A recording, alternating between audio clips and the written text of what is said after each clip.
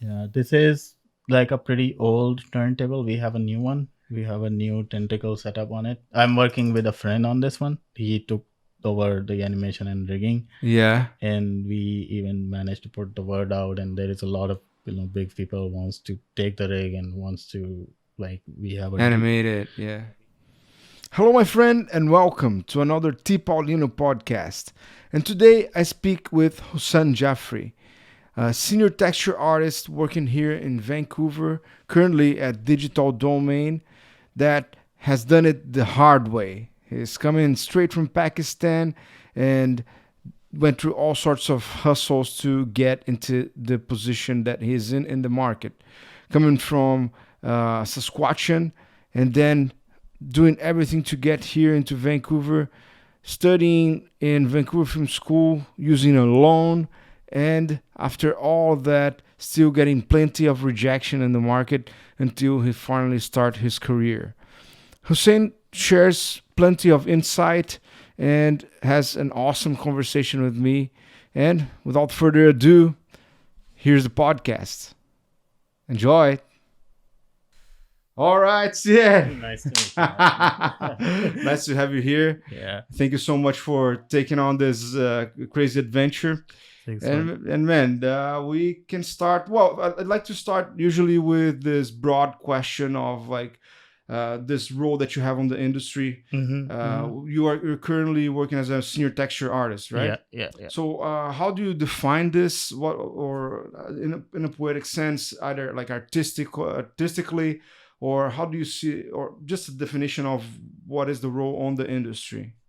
It's just like it's his texture print. Yeah, that's it. So yeah, in the VFX industry, and like since you are in the VFX industry, Yeah, so it's just like painting digidoubles and like all the environments and the characters and creatures and yeah, the vehicles and environments, and so they just yeah, throw it on us and you yeah, match it one to one if you have the reference, if you're lucky enough to yeah. have the reference.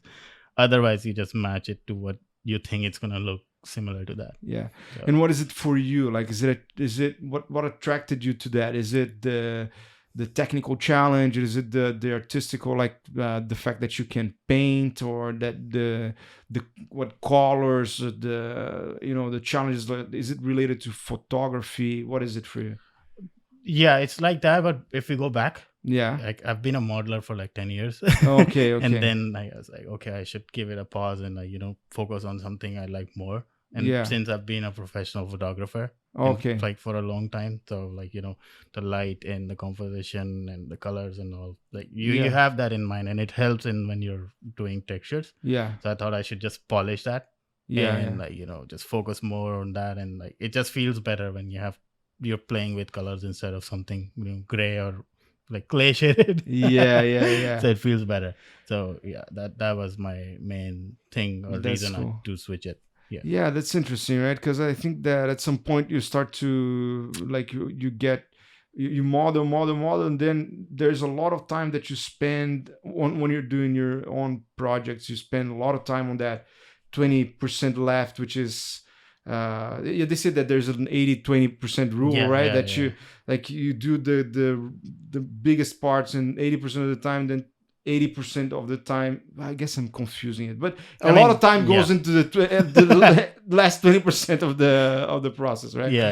And that's mostly related to refinement and texturing and everything, right? So that's a cool thing. Yeah, and like also I do a lot of personal projects, so I like doing from start to finish. Yeah, And like it's good to be on the other side as well, like making things look pretty. yeah, And although it's a very underrated department, texture department, I would say in so many studios are like very underrated. They're like, yeah, just like make it pretty, and like you can do it in yeah. the shader, but like how would you do it in the shader if we don't give you the textures? Yes, exactly. Sometimes it makes sense if it's a big environment, you have to do it procedurally. And Yeah, the same thing, like if you have a face, you don't have the scan, then how would you paint the specifics? Like you can't do that in shaders, and Yeah. that's what makes it challenging. yeah.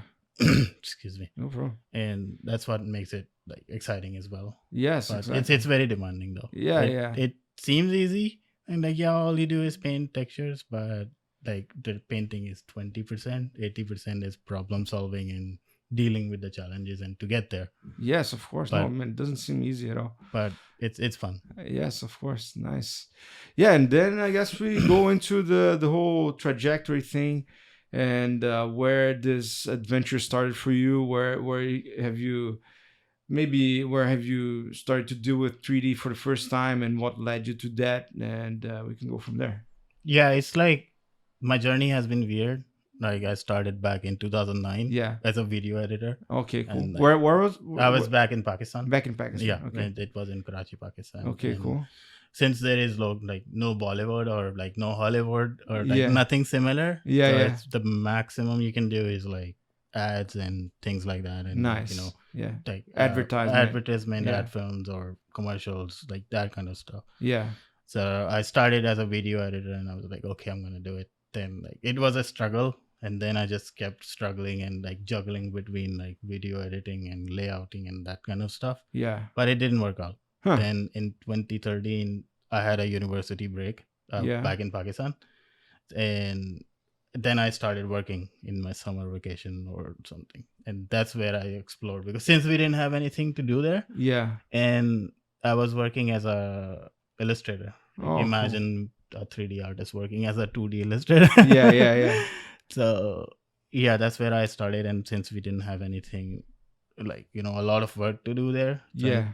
instead of wasting that time, that's when I, like, you know, discovered ZBrush, Oh, cool. because I had that thing that I have a connection with characters and creatures, but I couldn't find the, like, you know, how to channel it out, like how to put that on paper or, Yes, or exactly. any form. But I had the ideas. Yeah, cool. Then I found the ZBrush Oh, nice. in my free time, and I started learning, and that's where it all begins. Like, and That's great. then I saw the Guardians of the Galaxy Part 1, the Volume 1. Oh, nice. And being in Pakistan and looking at those movies, it's a big thing. Yeah. And that was the first, I think that was the first fan art I did as well. Yeah. And then I was lucky enough, like 10 years after, I got to work on the last installment on it, on like you know, as a visible part of it, that Yes, I could say, yeah, this is what I did, not something, you know, like, yeah, I worked on it, but I don't have anything to show. Yeah, yeah. So yeah, that's how it began. And since 2013, I've been doing like modeling and sculpting and all that. And 2 years ago, I decided to put that on pause and, like, you know, keep doing those in my free time and, like, Yeah. you know, as my personal projects, and focus more on textures. Okay. And so I switched to full-time texturing Yeah. like 2 years ago. Then so back in 2013 then, so but have you been to university? Did you do something as like No, like I that's did go to university, Okay. but it was kind of irrelevant. Oh, Because okay. it was like, you know, we'll teach you how to shoot videos, you'll teach you how to shoot everything. No, okay. It was good. What was the name of the course? It's just called Bachelor's in Computer Arts. Oh, Bachelor in Computer Arts. Yeah, cool. And I dropped out in the last term in the No, semester cool. because I had to move here. Oh, I understand. So Yeah. then, but that was back in what year? When I moved here, Yeah, I moved here in 2016. 2016. So not long after you started to deal with Yeah. 3D. Yeah. So then after 2013, when you were like beginning to deal with this, then have you got into like any type of professional work with 3D back in Pakistan, or was it? Yes, from 2009. Yeah. While I was doing that, I'll go back to 2009. Yeah. While I was doing the video editing, that's why I was like, it's crazy. Yeah, that's okay. It's a Man. lot That's of okay. back and forth. So I was working as a video editor. Yeah. Then few months after, I started working and learning like the 3D and the poly modeling. Yeah, yeah. And I did like a lot of that, and I modeled so many cell phones Oh, cool. using nerves. Yeah. So I'm that old. Yeah, yeah. And that's when I did like a lot of, like, you know, ads and 3D based ads, and Yeah. and I was lucky enough to make the promo for the first 3D cinema in Pakistan. Oh, So cool. yeah, so that's, I mean, I've been doing that, but not characters. Okay. For the character thing started in 2013 Okay. when I discovered ZBrush. Okay, yeah. That's great. So then after you started on the characters, then did you do anything with characters at the time, or only after coming here? I did. And like I've been doing, like, I kept learning on my own. Yeah. But then I started like working for a company in 2000, mid of 2014 or end of Okay. 2014, Okay. and like we were working on it's a technology company, Okay. and we were like starting. We had a plan, and I was in the core team of that company, Yeah. and we had a plan of educating like 10,000 or a million children in Pakistan Wow. in the remote areas. So we developed like the company name is the Multinet. Yeah. So we were like a subsidiary called T4SIS. Huh. So it's like D for American says, and I'm not advertising them. Yeah. No problem. We're gonna talk about a lot of companies that may or Yeah. may not deserve Yeah, I advertisement. mean they were good. They Yeah. treated me really well, and that's like they gave me a platform, Yeah. and so we were developing a tablet. So Yeah. it was like rigid enough that you could use that in the remote areas. Yeah. It was solar powered, and it was like highly rugged that you throw it on the ground and it's not gonna break. Huh. So, and we developed like our own system and like our own software, how to teach those remote children. And like, they're very uneducated and in like extremely remote areas, Yeah. and they have no knowledge on how things work. So we had to plan like how to, educate them, how to train them, and Yeah. how to use them. So Yeah. we were developing those, and I was like working as a character artist there. And yeah, it was a struggle, but it was nice. But that's an amazing step of your career, and it's interesting how that this passion developed naturally and was like always something that kept you on kept pushing you on that track and move you towards like Yeah, VFX industry at the yeah, end. definitely. Because at that time I was doing director design and Yeah. modeling as well. So mainly design, but like doing them in 3D and like having to develop characters that looks like something belong to Pakistan. So to keep that local attire and like Yeah, of the course. characteristics, and it was a difficult task, Yeah. but like it helped me groom to how to put a character in a character. Yeah. So it helped me a lot in that case. That's so interesting. And then, so after this process and this journey that you've been, then that's all on Pakistan still. Yeah. At what point it clicked for you that you had to like move to Vancouver? What pushed you to do this gigantic leap? It happened all of a sudden. Like I had no plans of moving to Canada, and like it just happened overnight, I would say. Oh, really? And I didn't move to Vancouver directly. I moved to Saskatoon Oh, and wow. lived there for like almost 3 years. Nice. And what's the name of the place? Saskatoon. Saskatoon? It's like Saskatchewan. It's up north, and it's one of the coldest places in Canada. Wow. So I moved because Karachi, my city back in Pakistan, is one of the hottest places in the world. Oh, really? Yes. And how many do you measure it on Celsius? Or? Yeah, it's like it can go up to 48 Celsius. 40 Celsius, yeah. Yeah, 48 and 49. 48, 49. 48, yeah. And it hit 50 last year, like this summer as well. And so I moved from plus 50 to minus 50. Wow. And then I did like odd jobs for 3 years. A guy of the extremes. Yeah, so it's like I had adventures all my life. And then I moved to like Saskatoon, and since they have no industry there, you can be a farmer there, or you can open a business and open or run a gas station or a grocery store or something like that. Yeah. So I did odd jobs. I did 3 jobs. Okay. Like I worked as a as a photo lab technician at Walmart. Wow. I worked as a mechanic at Mr. Lube. And I worked as at a gas station, but it was like a one-man gas station, so you do everything. So you were like doing the groceries and everything. Yeah, 3 different things. I never did those in my life, and I was working 16 hours a day and 7 days a week, and making the best $10 an hour. Wow. And yeah, so then I moved to Vancouver in 2018. So one thing for sure, you're never gonna die out of not knowing how to survive, right? So it's like you're gonna survive anyway. Yeah, I will. Yeah, I hope. I hope we don't get to that point. Yeah, but no, it's not gonna happen, of course. But that's nice. Yeah, then I moved to like Vancouver in 2018. Yeah. And it was a big step moving here because like it was risky, and like since I was doing it all my own, and I had some family support, but like supporting from Pakistan to here, the currency gap is huge. You Yeah. cannot imagine. Wow. So I had to like ask for loans, and like I had to borrow some money from my brother. So it was a huge debt, and you know how the fee is like if you're trying to study. Yeah, of course. Although I was a PR Yeah. and a local, so but So still, right away you got the PR at the time. yeah, I landed here as a PR. You landed here as a Yeah, PR. because there is, it's not like any other country you think coming from Pakistan. Yeah. Because is this okay? Like Yeah, I think so. Let me check if it's rolling. Yeah, this is going really good. So I'm just Oh, checking okay, if sorry. it's. I want to. This got to be recorded. Okay. Yeah. Okay. Yeah. Yeah. So what was I saying?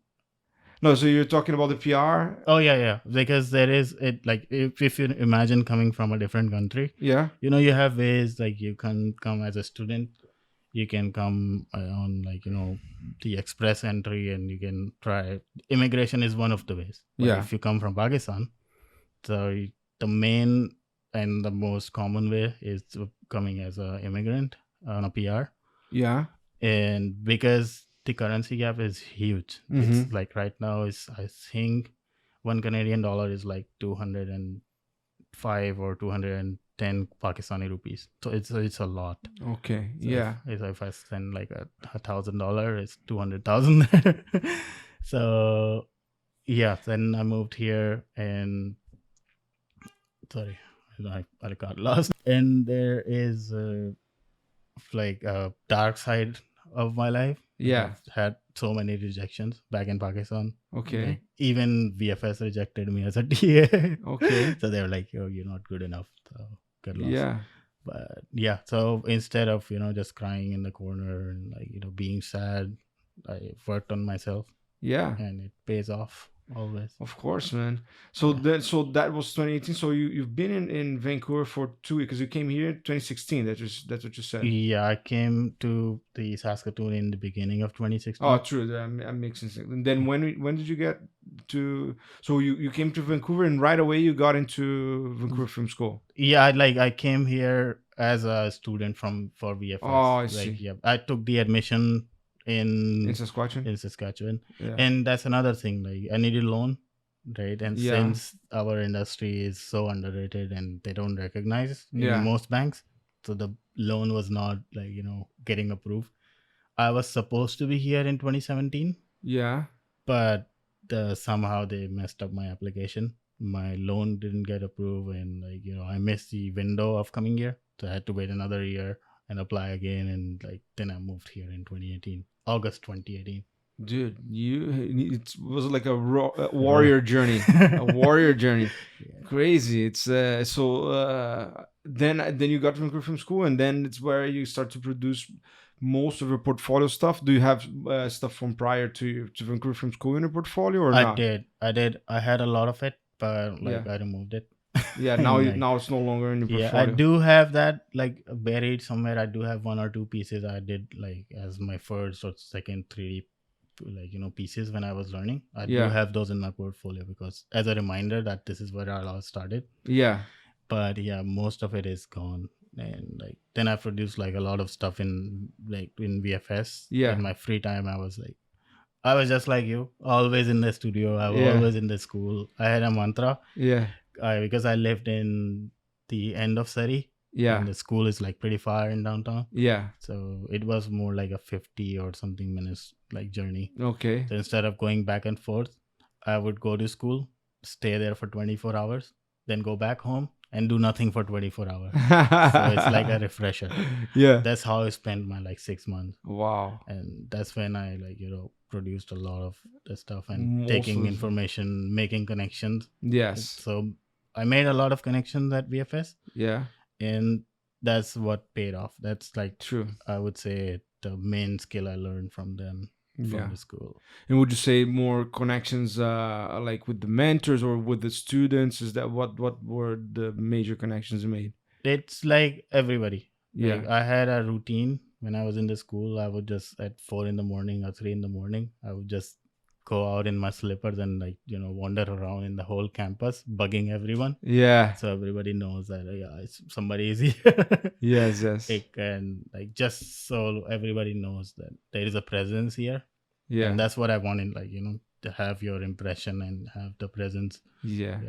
And yeah, that's how I got my first job as well here, like making, connections, because sometimes your friends get job before you. Yeah. And then like, this industry is very small, and although connections and references work, but like you have to have the skill. It's not like, if somebody put your name in there and you have nothing in your plate, True. you don't get Absolutely. hired. Yeah. So, but that connection is very important. If I work with you, if you know me, that like, I work hard, you see an opening and you see I'm looking for the job, then you're going to put my name in there. Yeah, That's of what course. I'm going to do for you, right? Yeah. Yeah. But if you see that although we are very good friends, but I'm like very lazy. Yeah. I don't finish my things. I still don't finish my things. Yeah. Yeah. And I'm just very lazy, and like, I'm not pushing anything. I'm not hardworking. And even if you see that position, and even if you can recommend me, but you won't, because it's going to backfire on you. Yes, exactly. So you're putting your name on the line, basically. Exactly. So it's just that. So you have to have your presence. Yeah. And yeah, so those connections helped me a lot, because I applied for studios after VFS. Yeah. I got rejected as a TA from VFS. Oh. I don't know, it could be many reasons, but I'm glad I got rejected. Yeah. Because otherwise I would still be a TA. Yeah. And I mean, it's not a bad thing to be a teacher's assistant. No. But like, you have to get pushed back to move forward. True. Just like those cars. Yes, that makes it. That's a good comparison. Yeah. So like, if you don't push them back, they're not gonna move. So yeah, I got rejected, and then I was sad, and like, I built one of the most important pieces of my life, and it got recognition as I was expecting. Yeah. And actually more than I was expecting. Yeah. So that was after or during VFS? It was right after VFS. Right after VFS. Yeah. But so let me ask you about VFS though. So because I know that you told me briefly before that you had a different experience over VFS, right? So you were essentially like focused on your work. Did you attend to all of the classes, or did you see any value in any of the classes, or nothing was like worth for you? I mean, there is like, it's not, I'm not saying because I went to the school, but like in general, if you're in a class, you're always gonna get something. Like, even if you think you're not, but you still learn something, right? Yes. But it was not what I was looking for. Okay. So, but I did attend like most of the classes. I never finished my assignments on time. Oh yeah, that's a hard thing, man. That's a hard one. Yeah, because I was like, because my aim was different. Instead of like learning everything, it was just focusing on one thing, that was characters and creatures. Yeah. Just to polish them as much as I can. So I still did everything else, but like, 10%, 90% time was going to what I wanted. Yeah. And in Vancouver Film School we had a lot of everything, right? So like lighting classes, rigging classes for people. Rigging for people who don't like rigging is like torture, right? It's exactly. It's like it's exactly what you said. Yeah. But it's a very good course, like, and for like most people, but not for the ones who are looking for anything, specialized. Yes. And what I learned from their course and like during their course is they're training everybody to be everybody. Yes, like, to be everything. To be a generalist, because they, in their mind, most students are going to go back to their relative countries. And unless you're on a big studio, most studios want you to be, sort of a generalist. Jack of all trades and know everything. Yeah. So in their eyes, they're not wrong. Yeah. But like, I wish I would have taken something more specialized, specific. Yeah. But everything happens for a reason. Yeah. Well, I think I don't know how I feel about it. I feel like it's Vancouver Film School. Indeed, you get a lot, and a very generalized sense of everything. But indeed, sometimes in the industry, it's required to be very specific. And to be honest, like the thing is, the whole thing about the industry is the competition, right? Yeah, you're competing with other professionals, sometimes more experienced, and people coming out of the. So if you don't have an outstanding portfolio, and one thing that I also think it makes a huge part is if you start from a big studio, you are already like halfway there, or like most of the way there. Because for example, in my case, I started in EA, Yeah. but I ended up now getting to ILM. But there's some people that did a very specialized portfolio that got into ILM right away, Yeah. or like second, third studio ILM right away, because they had like a laser focus on Yeah. the thing that they. So then, man, you got there already. Like it's like you can invest all of your time now into growing inside of that studio, like getting a bigger position. Where if you have to start from like a very small studio and then go one studio after the other, Yeah. right? I don't know if you agree with that. But anyways, then you got into this stage where you are already developing stuff inside of Vancouver Film School. Then you wanted to become a TA, got rejected, and now you're. So, by the way, did you have a good time doing your demo reel? And at the end of Vancouver Film School, do you still have it on your portfolio? No, No? I didn't really have a proper demo reel. But Okay. I had, because I had like maybe 30 projects. Yeah. I was like, I was doing a head every day, and that's what my routine was like. I Yeah. have to like, do a character head every single day, no matter what. Wow. And it doesn't matter how it looks, but like, you do it. Yeah. That, like making a routine, then that's how it happens. And for the demo reel, I had a big project in mind, but it didn't go as I was planning because I Yeah. was diverted. And but yeah, I did have a demo reel, but it's not like I don't present that anywhere anymore. Okay. And like, I mean, I didn't present it anywhere, even in my job interview, my first job interview. And the funny thing is, I didn't get the job for 3 months after VFS. So I went back to working as a mechanic. Oh, wow. And I worked 2 months there. And the one thing I follow throughout my life and that helps me is just being honest. Anywhere you go, they ask me in the interview, what's your goal? What's your plan? And I was like, I'm going to leave as soon as I get a job in my field. Yeah. And I did. And they still hired me. And yeah, just being honest. And that works in every single interview. I think I never got rejected in any interview, like just for maybe one or two. Yeah. But that made sense because of the years of experience they were looking for. Yeah. But yeah, that's great, man. That's like one of the tips I give to everybody. Like, if you want to nail the interview, just being honest. Yeah. Just don't think about it as an interview. Yeah. Keep it as like a casual talk, because they are humans too, and they are just there to judge your character. Yes, exactly. Yeah. Because they know your work. They have seen your work. That's why they called you for the interview. So it's just like, they want to know if you're a good person, someone that's worth dealing with. Yeah, because cool. And then so after then really nice tip. I agree with you.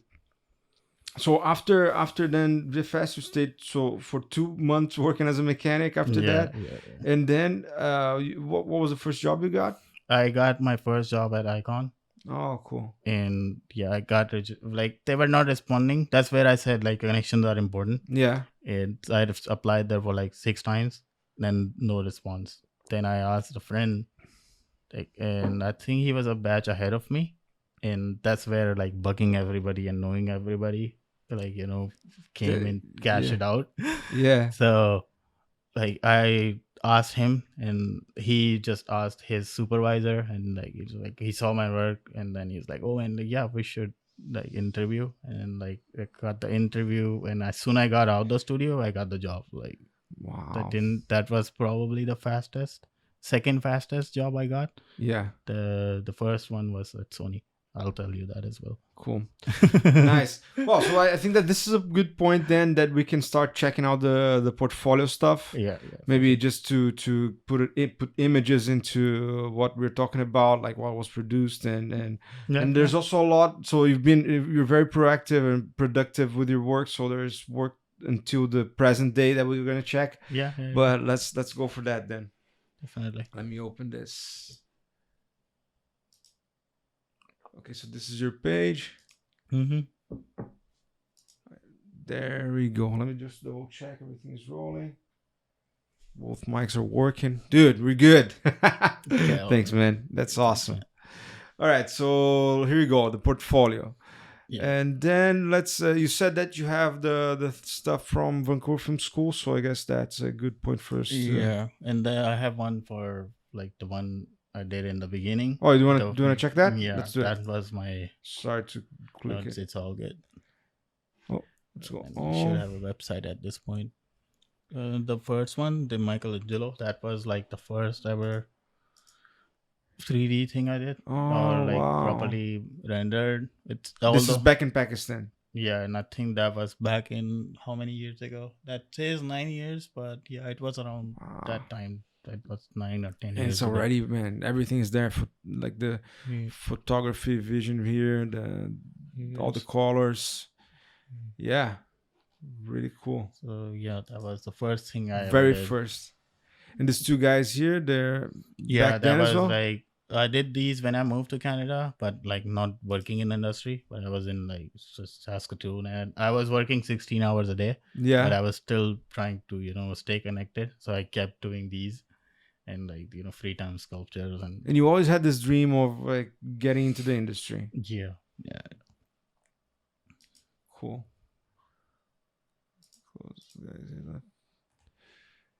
Yeah, and that was like another one I did for when the movie came out, The Hacksaw Ridge.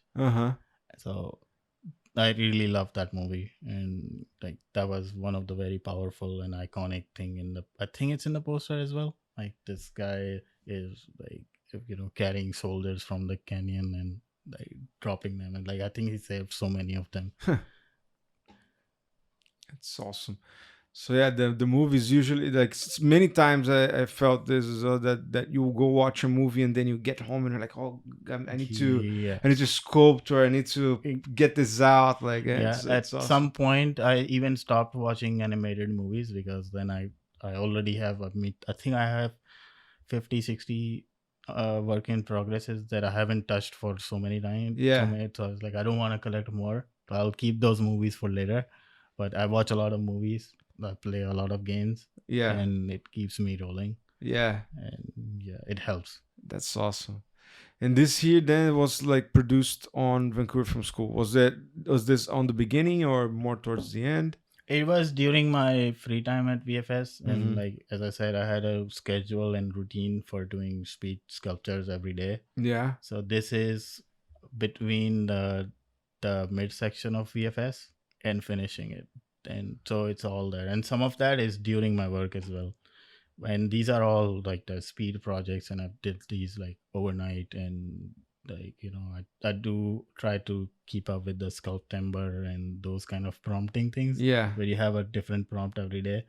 So this one was, I think it was called Soft.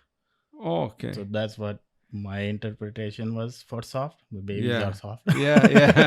Very much. And like I feel like babies are the hardest thing to develop, I mean, in reality. Well, that's for sure. I can tell you that from experience. And digitally, because they have so much information, but they don't have so much information. So it's hard. It's easy to make a baby look like an old man. So these were all like the speed projects, and this is when that thing happened in States. They choked the guy, George Floyd. Floyd. Floyd something. I don't remember the name. Sorry. So you got inspired by that incident as well. They're all instant projects in like an hour or 2 hours or 3 hours. And that's like a burger demon here. The goat. I remember this one. And this was one. The prompt for this one was horn. So I made it like not your horn, and that's how the rhinos and the white rhinos have been treated. Killed for their. So I try to keep a message in everything I do. Yeah, that's interesting. So this is what it's for horn, and that was like a day project or something. Wow. And this was for the blade. So there was a render of this guy holding a blade. Oh, I see. And we did this one in a lunch activity back in Icon. Like I try to keep up those things anywhere I go, any studio I go. Yeah. So like I've spam everybody with personal work and like push everybody to do it. Nice. This is something I did back in Pakistan, like when I was working at that multinet, the Cool. education company.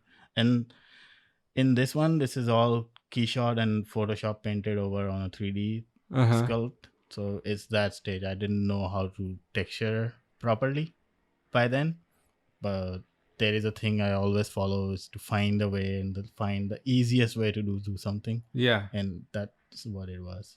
Nice. For this one, I think it was nuts, the prompt. Nuts. I had some other views. She's like having a nut and eating it. Yeah. So really cool, man. Very productive. The amount of work, man, it's crazy. And this one is very known character. Yeah. And this one for the above one, because I try to do things sometimes when I'm like doing it for myself. Yeah. I either try to replicate it exactly like a photo. Yeah. Or either have something unique. Yeah. For this one I like mixed Spider-Man and Deadpool. Yeah. He's realizing what the F. Yeah. What the fuck? I've been mixed up. This was in VFS time, and this was another like nightly sculpt when the Spider-Man came out. Yeah. The Spider-Verse. So I did that overnight, and this is when I don't have anything to do. I'm doing these. That's awesome. Oh, so great, man. That's definitely a huge factor in your development for sure. This one is really good. Look at that. This is back in Pakistan as well. And this is a lot of kit bashing and painting over. And back there is like a wallpaper from Call of Duty. Yeah.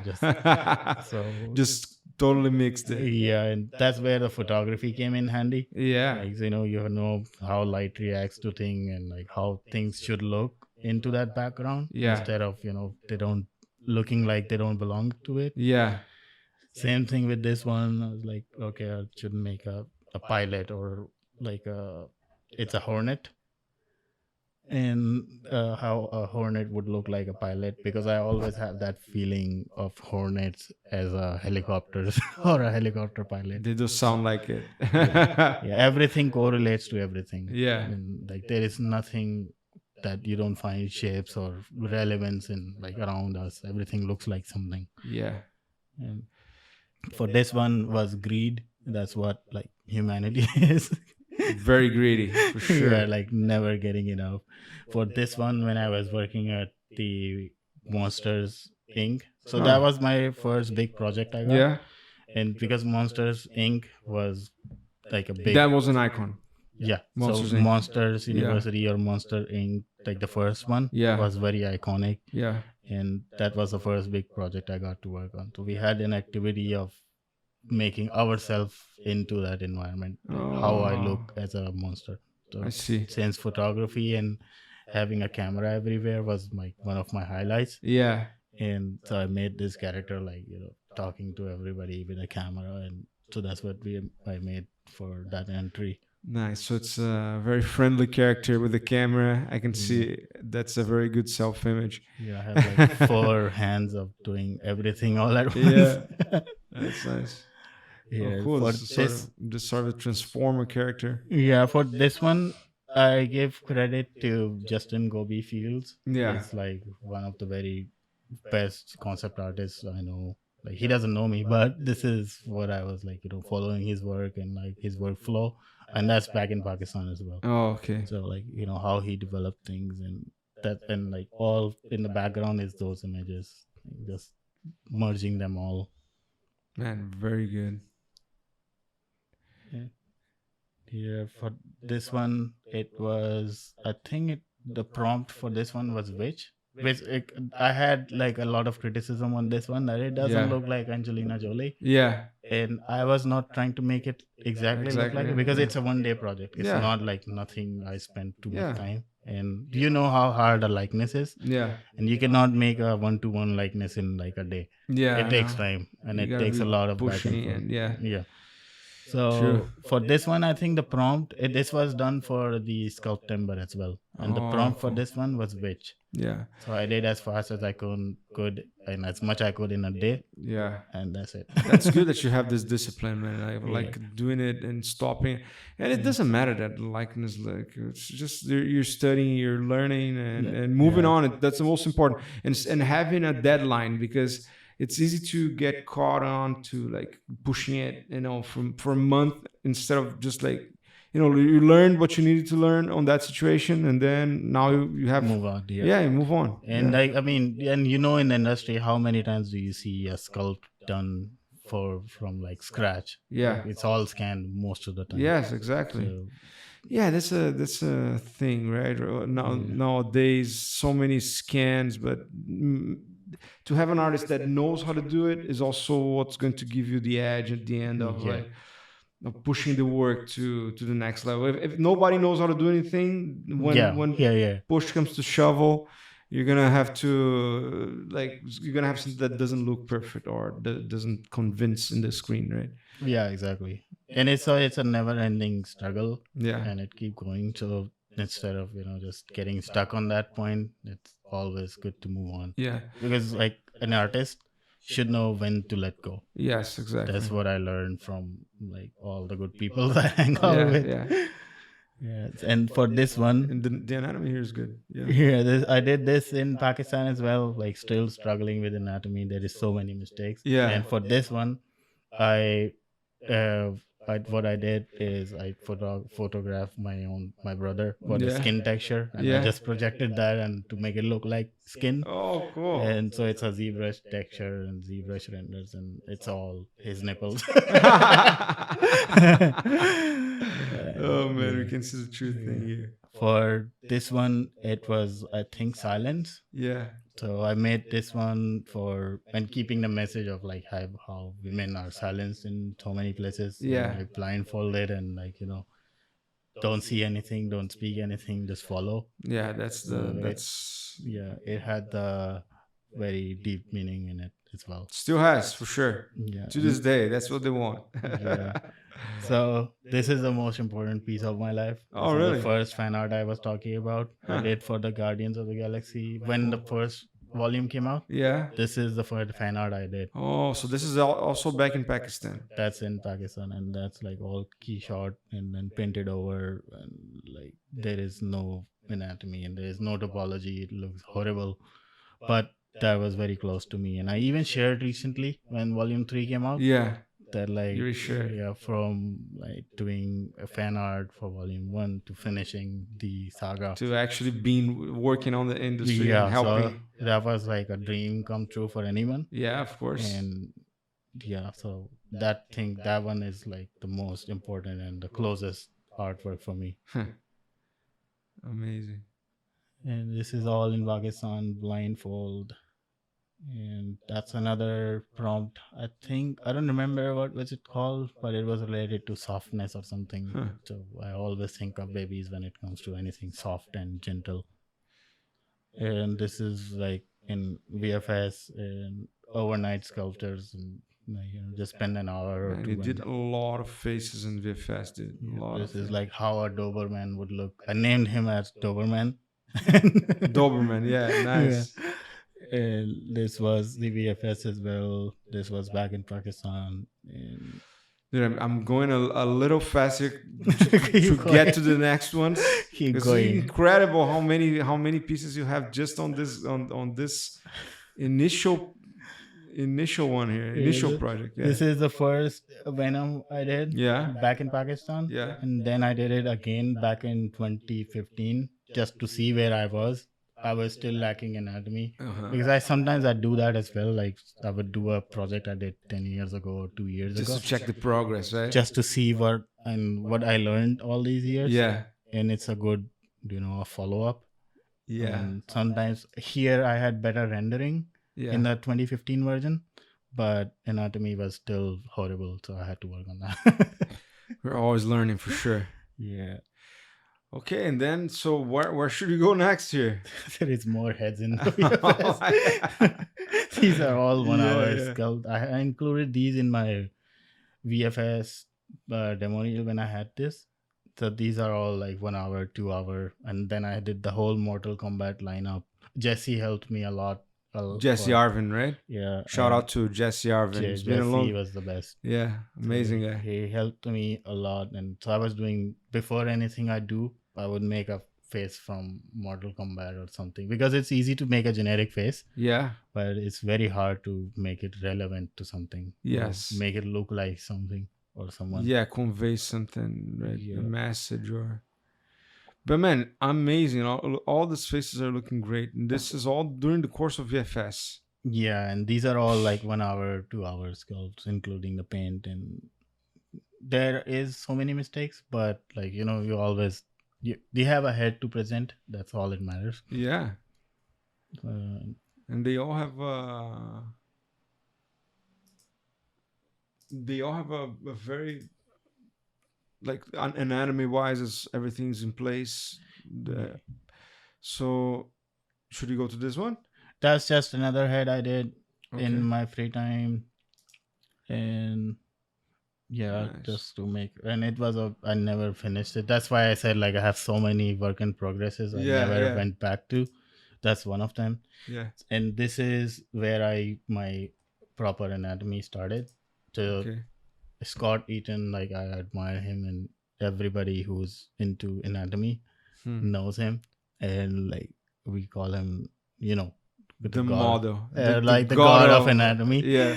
So I love his series, Bodies in Motion. Yeah. Like that's probably the best and the most worthy investment I did of purchasing a subscription. Oh, cool. So they have like the Bodies in Motion is like a platform. Okay. And he got like the turntables of extreme motions. Huh. Because anybody can. I'm not saying it's easy. Yeah, no. But it's easy to sculpt something in like an A pose or a T pose. Like a static position. Yeah, but like sculpting or modeling something in an extreme position where you cannot see it, so you have to use your knowledge. Yeah. So use that your was judgment, right? Yeah, and that's the challenging part. So this is the first one I did, and then I just kept doing it up every few months, and like I would pick one of the extreme poses from their website. Yeah. And then I would do it, and this is the second one I did. This one here. Yeah.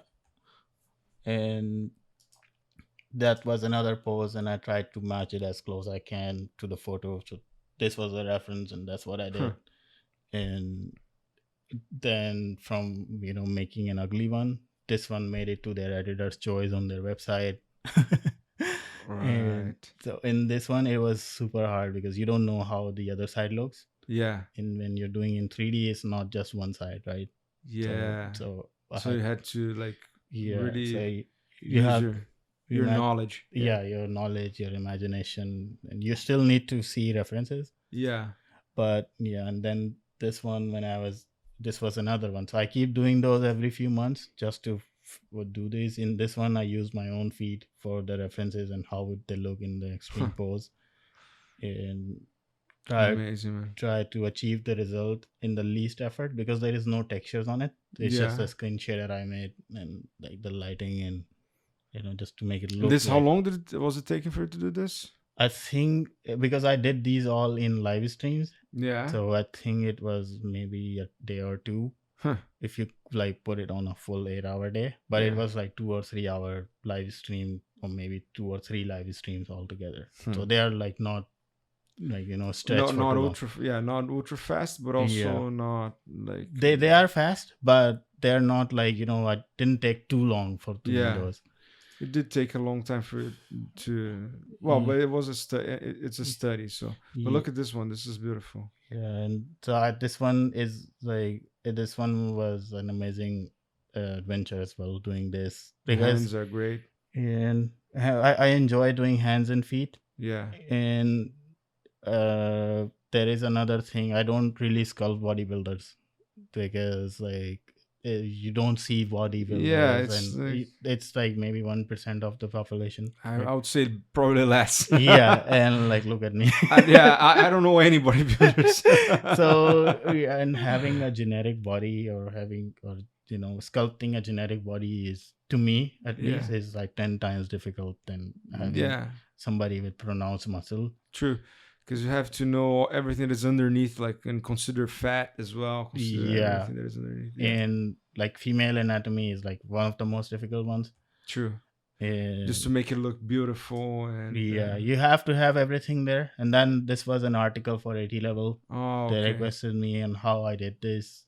Because I sculpt everything in asymmetry, I don't use symmetry. So it's all sculpted in pose. Amazing. And yeah, it was just how my process was, and because I love to share what I do, that's why I stream when I did these. Yeah. Like now they're just technological failures because they just keep disconnecting my stream when I stream working. Yeah. If I stream games, it's fine. When I start streaming work, it disconnects after every 15 minutes. Oh, really? Yeah. They need that bandwidth so that people can get distracted and not learn too much. Yeah.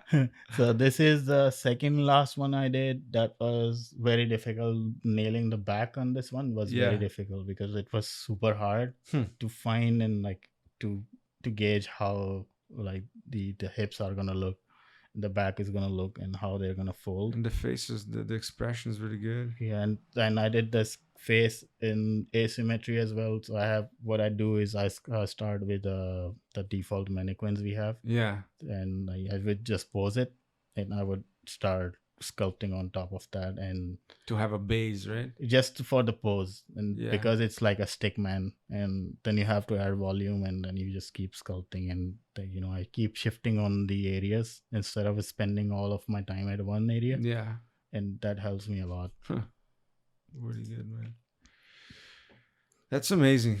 And then where should we go next? And so I reuse a lot of my works. Yeah. So if you go back to this one.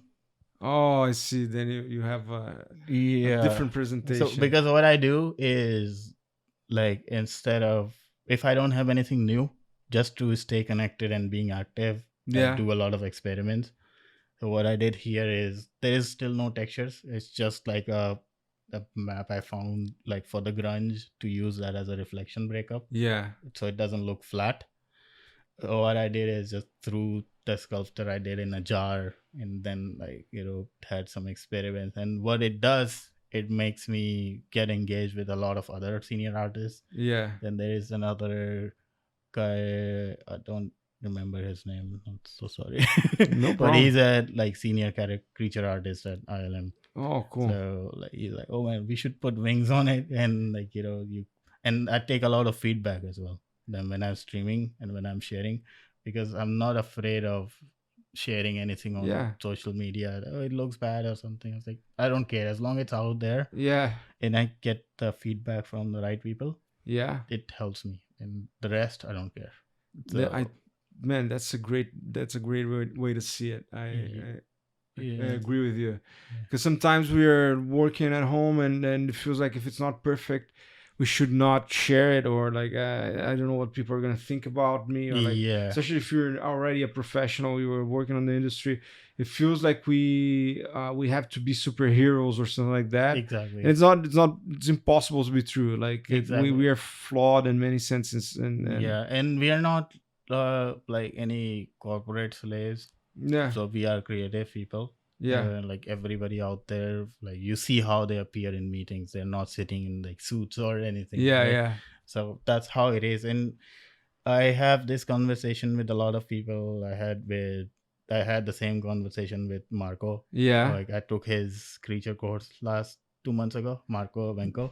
Oh, okay. I don't know if I know. Yeah, I mean, he's a senior facial modeler at PlayStation now. Oh, cool. But he's a very senior artist. I respect him a lot. Yeah. And so I bring up this conversation every time. If I'm in an interview, I would judge somebody based on their personal workflow and their personal work, because it's not that it's easy to work in the industry. And if you're a modeler, I'm not insulting your work. Yeah. Oh yeah, anybody can do it, and it's gonna look good.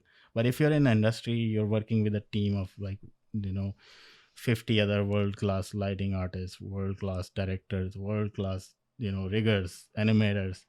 So if your model is good enough, the final render is gonna look good.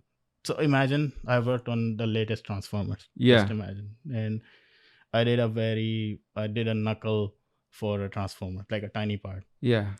and the movie came out, and I put the shot up there, and I say, oh yeah, I worked on this character.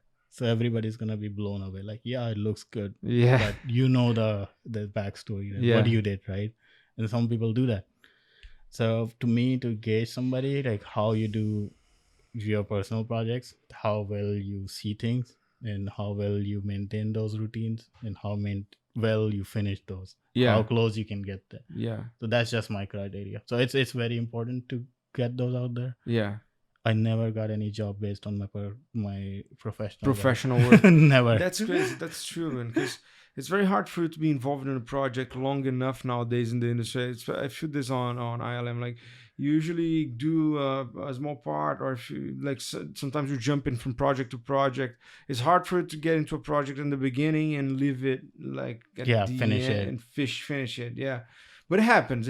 And it's good when you have huge participation, but it's not frequent, right? Yeah, and that's a part of the industry, and in most cases you are a part of it. You don't get the ownership of that. Yes, exactly. So for me and it helps you a lot every time you do a personal piece. Yeah. And you ask for feedback from the right people.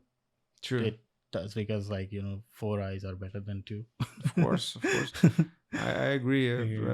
It's a very good way to handle making connections and presenting your work in a humble way, right? Because it's hard, like, if you're just showing off. Exactly. And there is but sometimes I get to hear that, oh yeah, you're showing off your work, and you're marketing your work too much.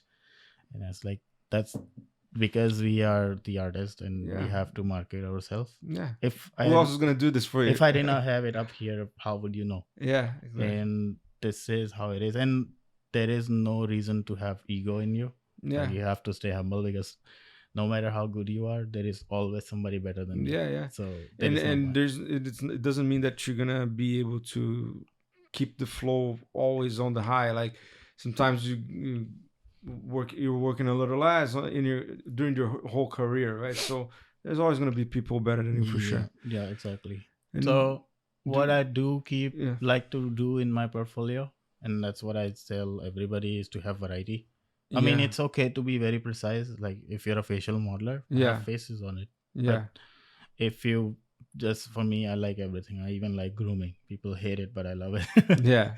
So I do those projects sometimes on weekends. You see that baby chicken. Oh yeah. Which one? Like, both of them are the same thing. Oh, okay. I mean, the same kind of projects. Yeah. So I would do is on a weekend. Okay, I have to start and finish, from model to texture to groom to render, and finish it in 2 days, or the weekend you get. So these are those projects, and it helps a lot as well. Yeah, man, it's a huge learning curve here. Everything you've learned so far, it's definitely coming together. Yeah, and you just keep getting better. And you just keep getting better and better. There is still this one, look at that. There is still so many things you need to learn, because in these ones,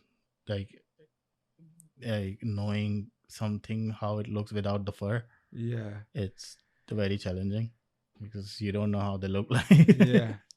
And also, it's interesting to point out as well that your progress not only in technique but in hardware, right? Because that plays a huge part as well. It's different from one thing is you doing it on a laptop or something, and the other thing is you having a proper rig now with many powerful graphics card, and then doing fast iterations, being able to render stuff fast, right? That's why I use Redshift. Yeah. We use that in the industry a lot, but not as much as we use V-Ray or Arnold. Yeah. But I use Redshift for my personal work, because the same mantra apply for that as well. If you know one render engine, they're all the same. It's just you plug one thing here on this one, the other one is in the other side.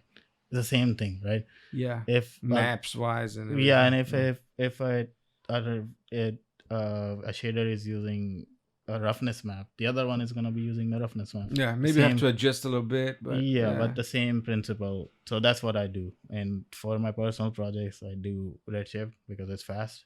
I can do so many iterations, and if I was doing those projects with fur on Arnold, there is no way I could do it. And for these one, because I'm so much into hardware as well, so I like, trying to have the best hardware out there Yeah. to speed up my workflows. And I probably have my computer is faster than what we have in studios. Yes, that's awesome. So it helps a lot. Nice. And there is, because we don't live in 90s anymore. Yeah. Things are heavier and faster and Yeah. more demanding. Yeah, that's true. Cool. And then where should we go next here? Yeah, What would you like to talk about? So for all those grooming things, and I always like to take, challenging things, and then I took that cornrow. Oh, this one is beautiful. I Yeah, remember this one, I started this when I was at Icon, but I Okay. was not planning to do it like this, like a proper, because I have never seen cornrow done this way Yeah. on anywhere. There is no tutorial to do it like this, Yeah. like anywhere.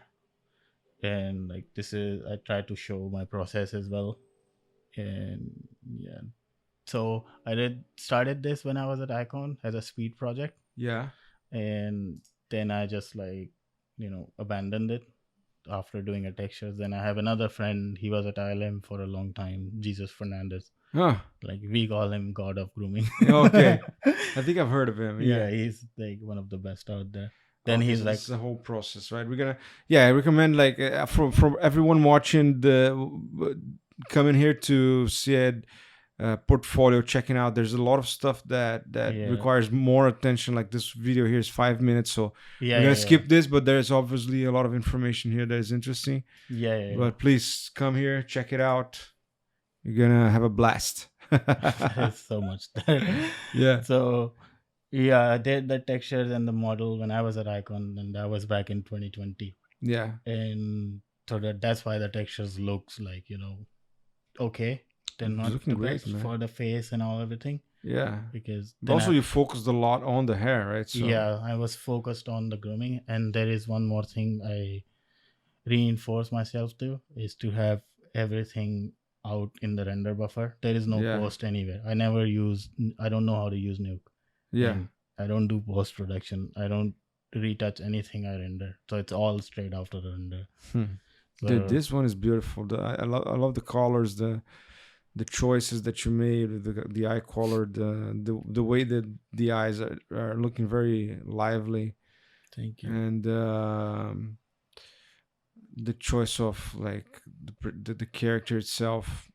And it's not like, I would say, like completely my effort. There is a lot of feedback from like the people.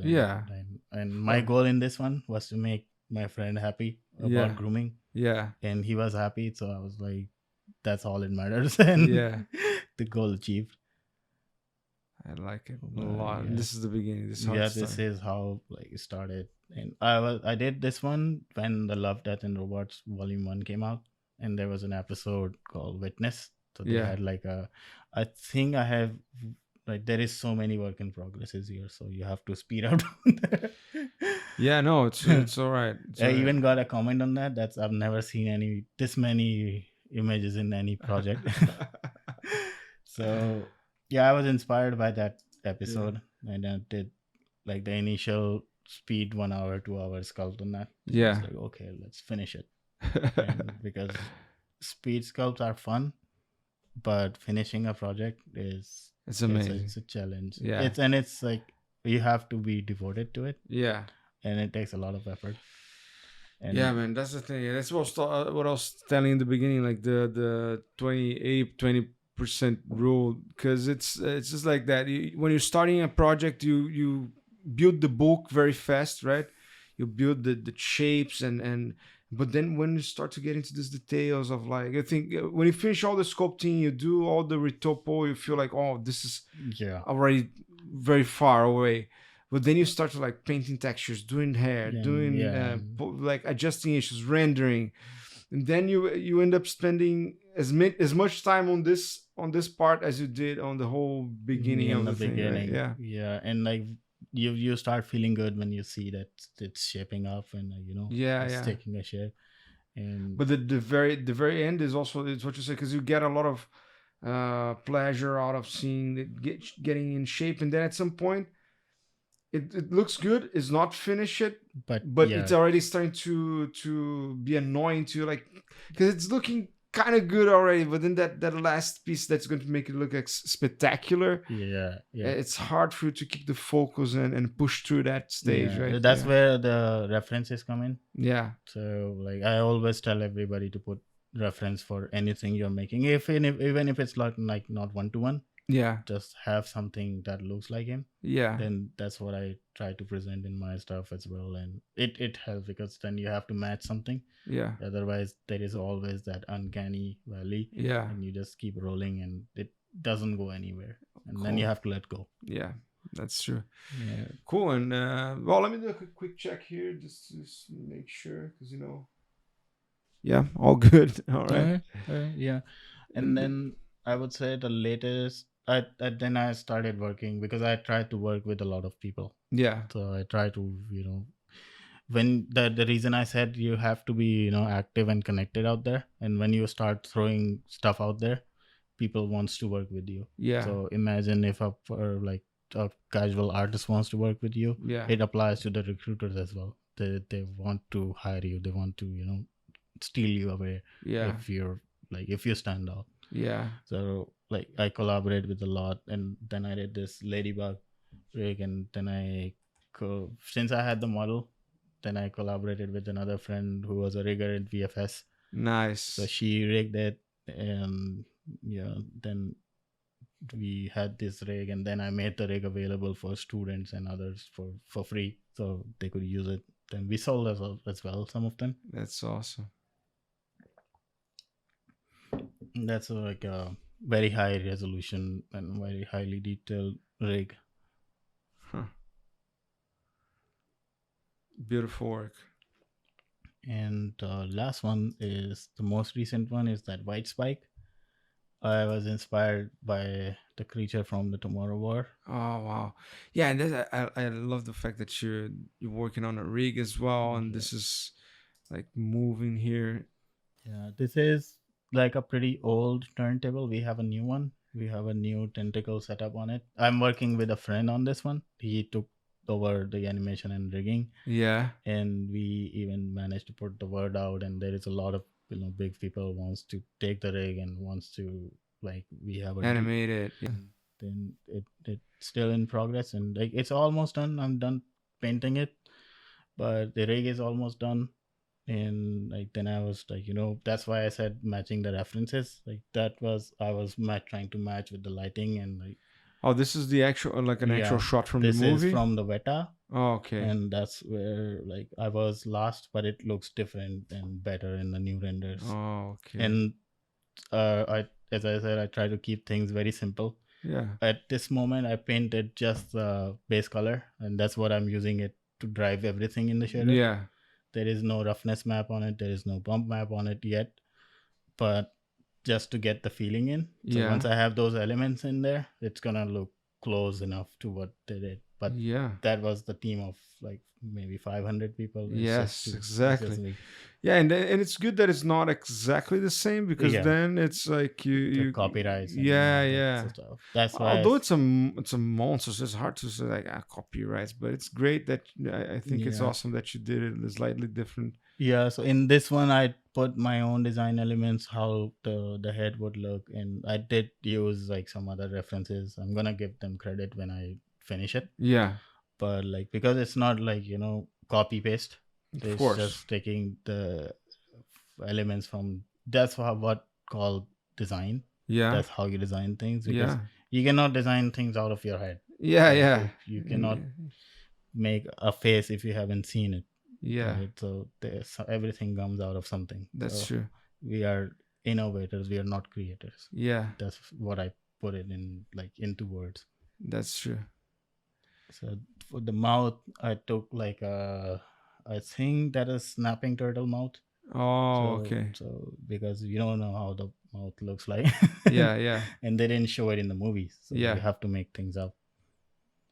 So I started this one when I was at Sony. Then it was a quick 1 hour, 2 hour sculpt. Then I just kept pushing it.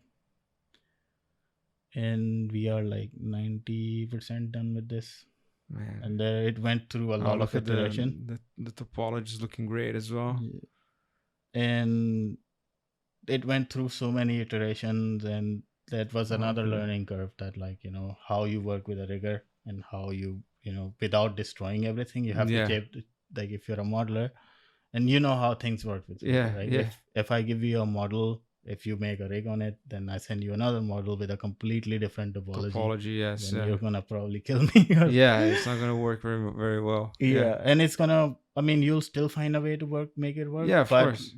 it's gonna be a lot of work. Yeah, It's it's not reworking stuff over and exactly, over. and that's not how we do things in industry, right? Yeah. So you have to consider everything. So on this one, I never changed topology or anything, and it was just geo changes and the shape changes, Moving around stuff. moving around Yeah. without destroying anything. And this was the light rig I purchased from the Cave Academy, Okay. but they had it on Arnold, so I ported this on Redshift. On Redshift, and it did work as well. Yeah, because like I'm gonna give it to them as well, because okay. they haven't ported that on the Redshift. Okay. Because if I was doing it Arnold, I would still be rendering. Arnold, it's so slow, right? Yeah. And here a few tests, stuff like that. Yeah, so this is where it started. This is the first like overnight sculpt I did for this one, and there is so many changes, there is so many things changed. And what I try to do is, like, when you don't know something how it's gonna look, just hide it in a creative way. Yeah. So that's what I try to do, like sitting in a water or something. Yeah, that's beautiful. It's a great idea indeed. Yeah, just like attacking, right? Yeah. Yeah, and that's how you do things in the industry as well. Like nothing looks is like perfect. I've done a lot of short sculpting and, like, character short sculpting as well. So they look good on the shot, but if you move the camera, it looks something else. Yeah. So, but man, this project is it's very inspiring to me. I think it's a very interesting approach to develop the texturing. You can see all this details and texturing, very high resolution textures, right? Yeah, and on this one, since I use Redshift, I'm using it for like 5 years now. Yeah. 5 years now. But like there is so many things you didn't know.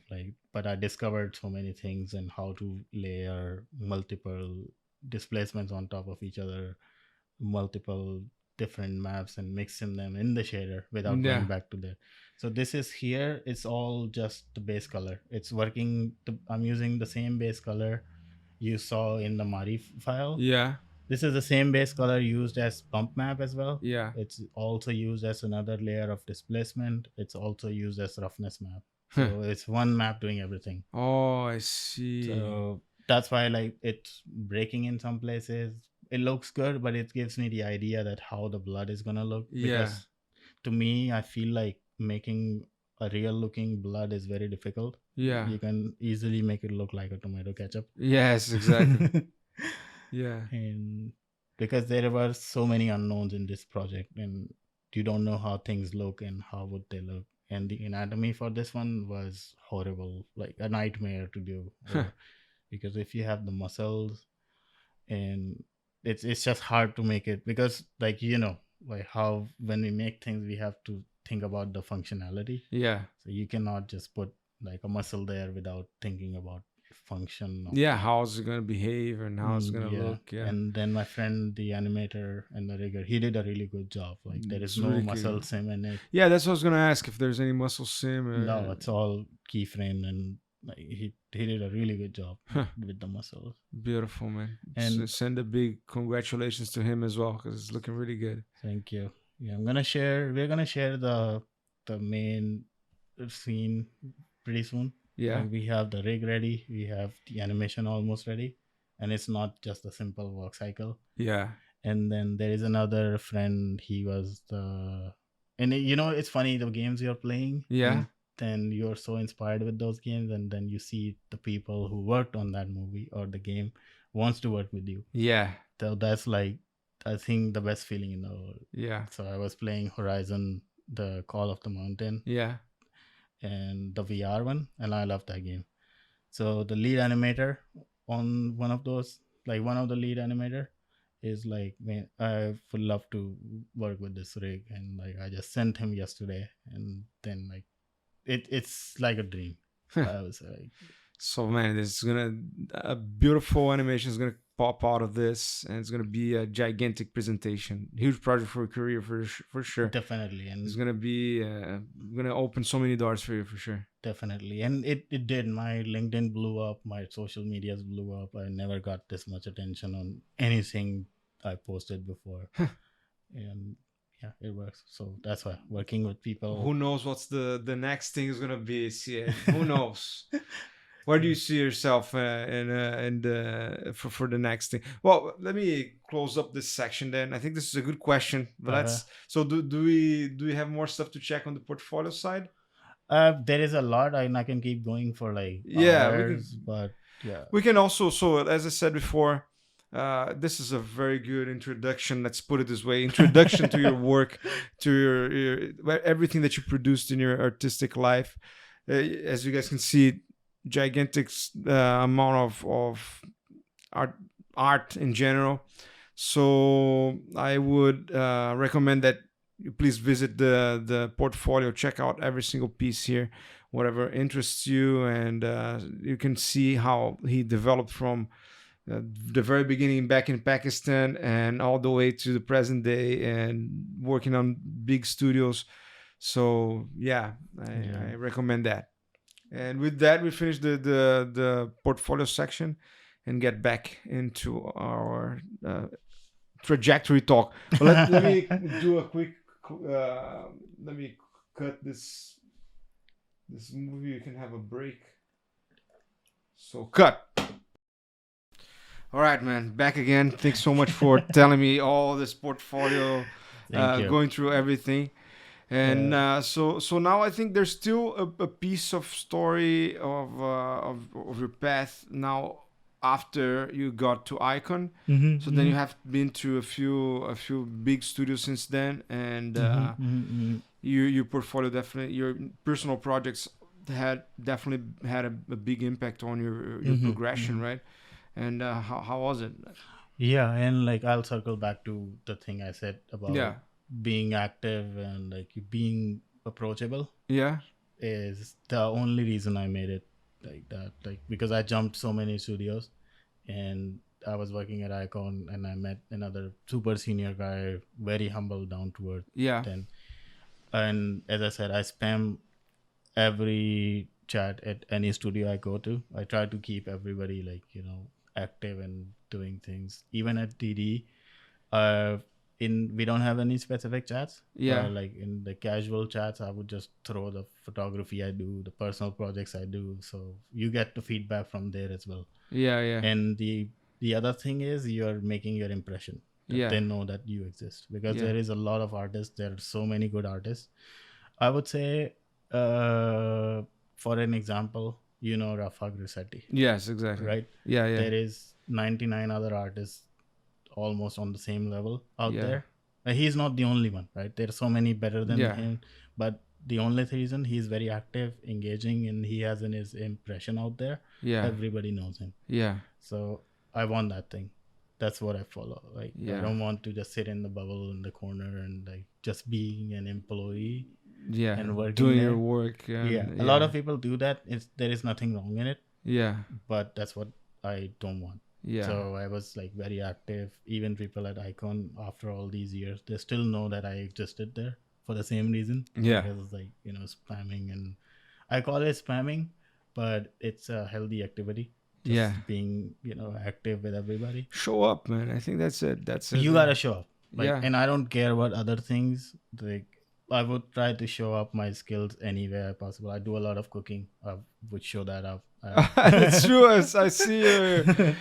Man, just a quick side talk. I see a dish that you do with chicken and rice. What is that you call? How do you call that? It's called biryani. But I don't know how to pronounce It's it. Yeah. biryani. Oh, biryani. Yeah. That's Oh, correct. So it's like, it's not an official national dish. Yeah. But we call it national dish in Pakistan. Okay. Because everybody loves it. Yeah. And everybody I gave it to you, or had them to try it, They love it. Yeah. Unless you like, I have seen people who Unless you don't like chicken. Or I mean, you can make it like- with chicken or beef or any kind of meat. Yeah. But as long you don't, because I have met some people who doesn't like flavor. Yeah. And that's very rare. I mean, Yeah. who wouldn't like flavor? Because we have so much flavor in that. Yeah. So it's called that, and I love that. Yeah. So Well, the reason I mention is because we have in Brazil we have a very similar dish. What is it? The name it would be like, so chicken is galinha in Portuguese, and the dish would be like galinhada, which is like chickenish. I don't know, like you just mix with rice and put everything like from chicken juice or whatever, and it's very good as well. So I watched that. I was like, that did do some good. No, you're gonna like it, and it's pretty spicy. Yeah. Oh, I see. And the spice level is very different in Pakistan. Oh, I can Because, imagine. like here, spice is just more sour and sweet and weird. Yeah. In some other countries, in India, spice is more like a lot of tomato. Oh, I see. The spice is the gravy or something they're referring to. I could be wrong, but that's what I thought. Yeah, yeah. But in us, it has to be hot. Oh, I see. So, and especially in my city, the Karachi, is like, we call it the city of food, city of lights, but basically it's the best food in the whole country. That's awesome. And I can compromise on anything but food. And here in BC, I didn't find any single Pakistani authentic restaurant. So I was like, okay, I'll do it myself. Yeah, I'll get you to try it someday. That's awesome, man. Thanks. I'll be very happy to try it. I'm pretty sure you're gonna like it if you can handle the spice. Well, I'm gonna train a little bit beforehand. I'll be ready. But so we're talking about the showing off. Yeah, so you gotta show off any way possible. Yeah. And then when I got the lens, I used to be a professional photographer for a long time. Yeah. Then and for that I don't believe in. I mean, having a really good equipment does matter, but it's not everything. If you have the vision, if you have the most expensive camera and you cannot see properly, what's the point? So it's the same thing. So I've been doing it with whatever I can get. Then I stopped doing it in the middle of COVID because I was not going out, and I sold my equipment and rebought it a month ago. I was like, okay, what should I do? What should I start with? Then I had nothing, so I just shot my car. Like, okay, it's gonna be something new because I do landscapes. So I shot my car, and it's like an interior and exterior photography, and even the Honda itself liked it. So that's how you show off. And if you have to, show off multiple times and it works for you, that's all you need. It doesn't matter what others say, because there is always going to be haters. Yeah, of course. And you're putting out your work, your vision, and you're improving.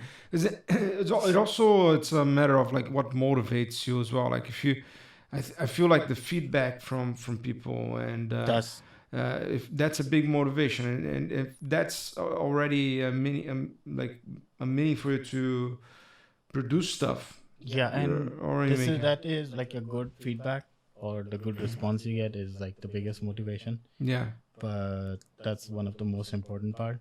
And also, that's one thing to be, aware of. You, no matter how good you make, imagine Avatar, the new one or the old one. They're for the eyes of an artist, it looks perfect. But there will be so many people out there, this looks bad, this looks this, and so it's always gonna be there. Yeah. So you gotta have to have the stomach to take that. That's true. But feedback is the most important. Even at work, you always have somebody to give you feedback. Yeah. And I think most people are open for the feedback if it's given right way. Yeah. It's not like, hey, your work is shit, just throw it away. Yeah. So there is a way for everything. So after Icon, what was the next studio you've been? Yeah. Oh yeah. I'll be back to the topic. So that very senior guy, he introduced himself to me.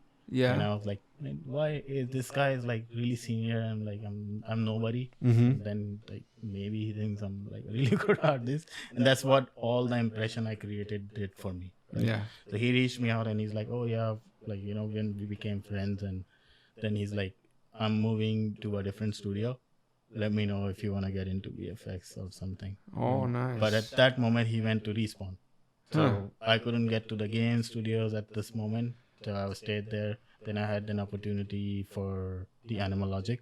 Oh, okay. And all this time, the first job was the only one I had to reach out.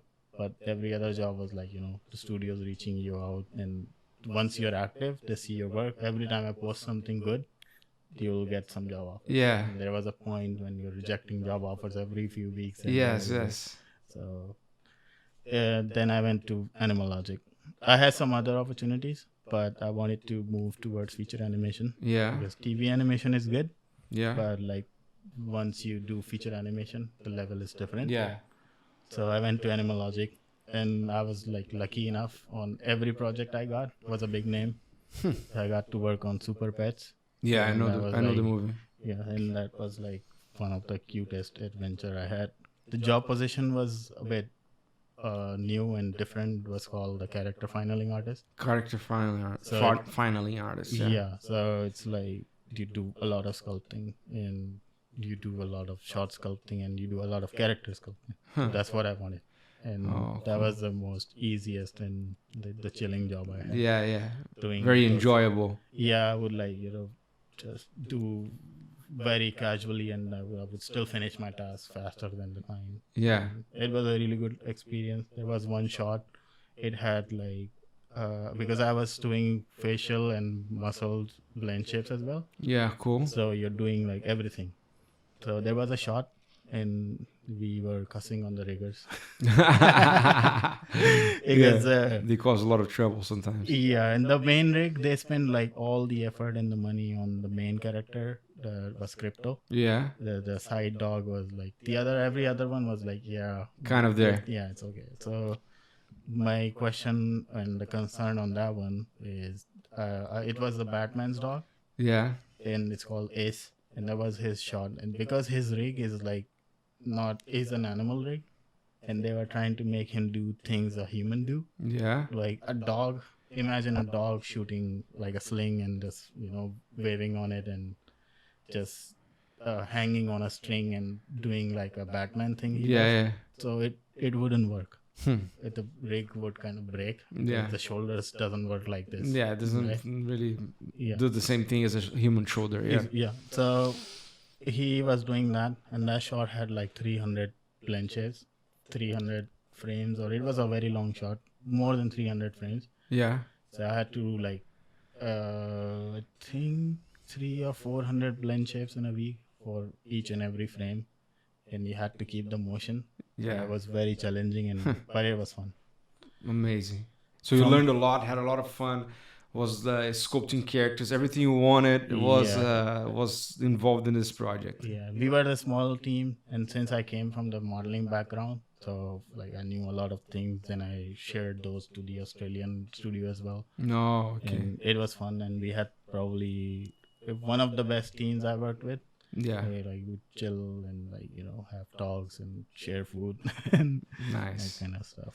From there, the same friend I met at Icon Yeah. reached me out that, hey, we have an opportunity at Method in Framestore. Yeah. And he pulled me there to Method. Huh. And before I went there, I have another friend, the one I was going to bring in today. I brought him to Method before I went there. Yeah. So like we've been moving around together. Yeah, yeah. So yeah, that friend from Icon, he pulled me to Method, and he never met me.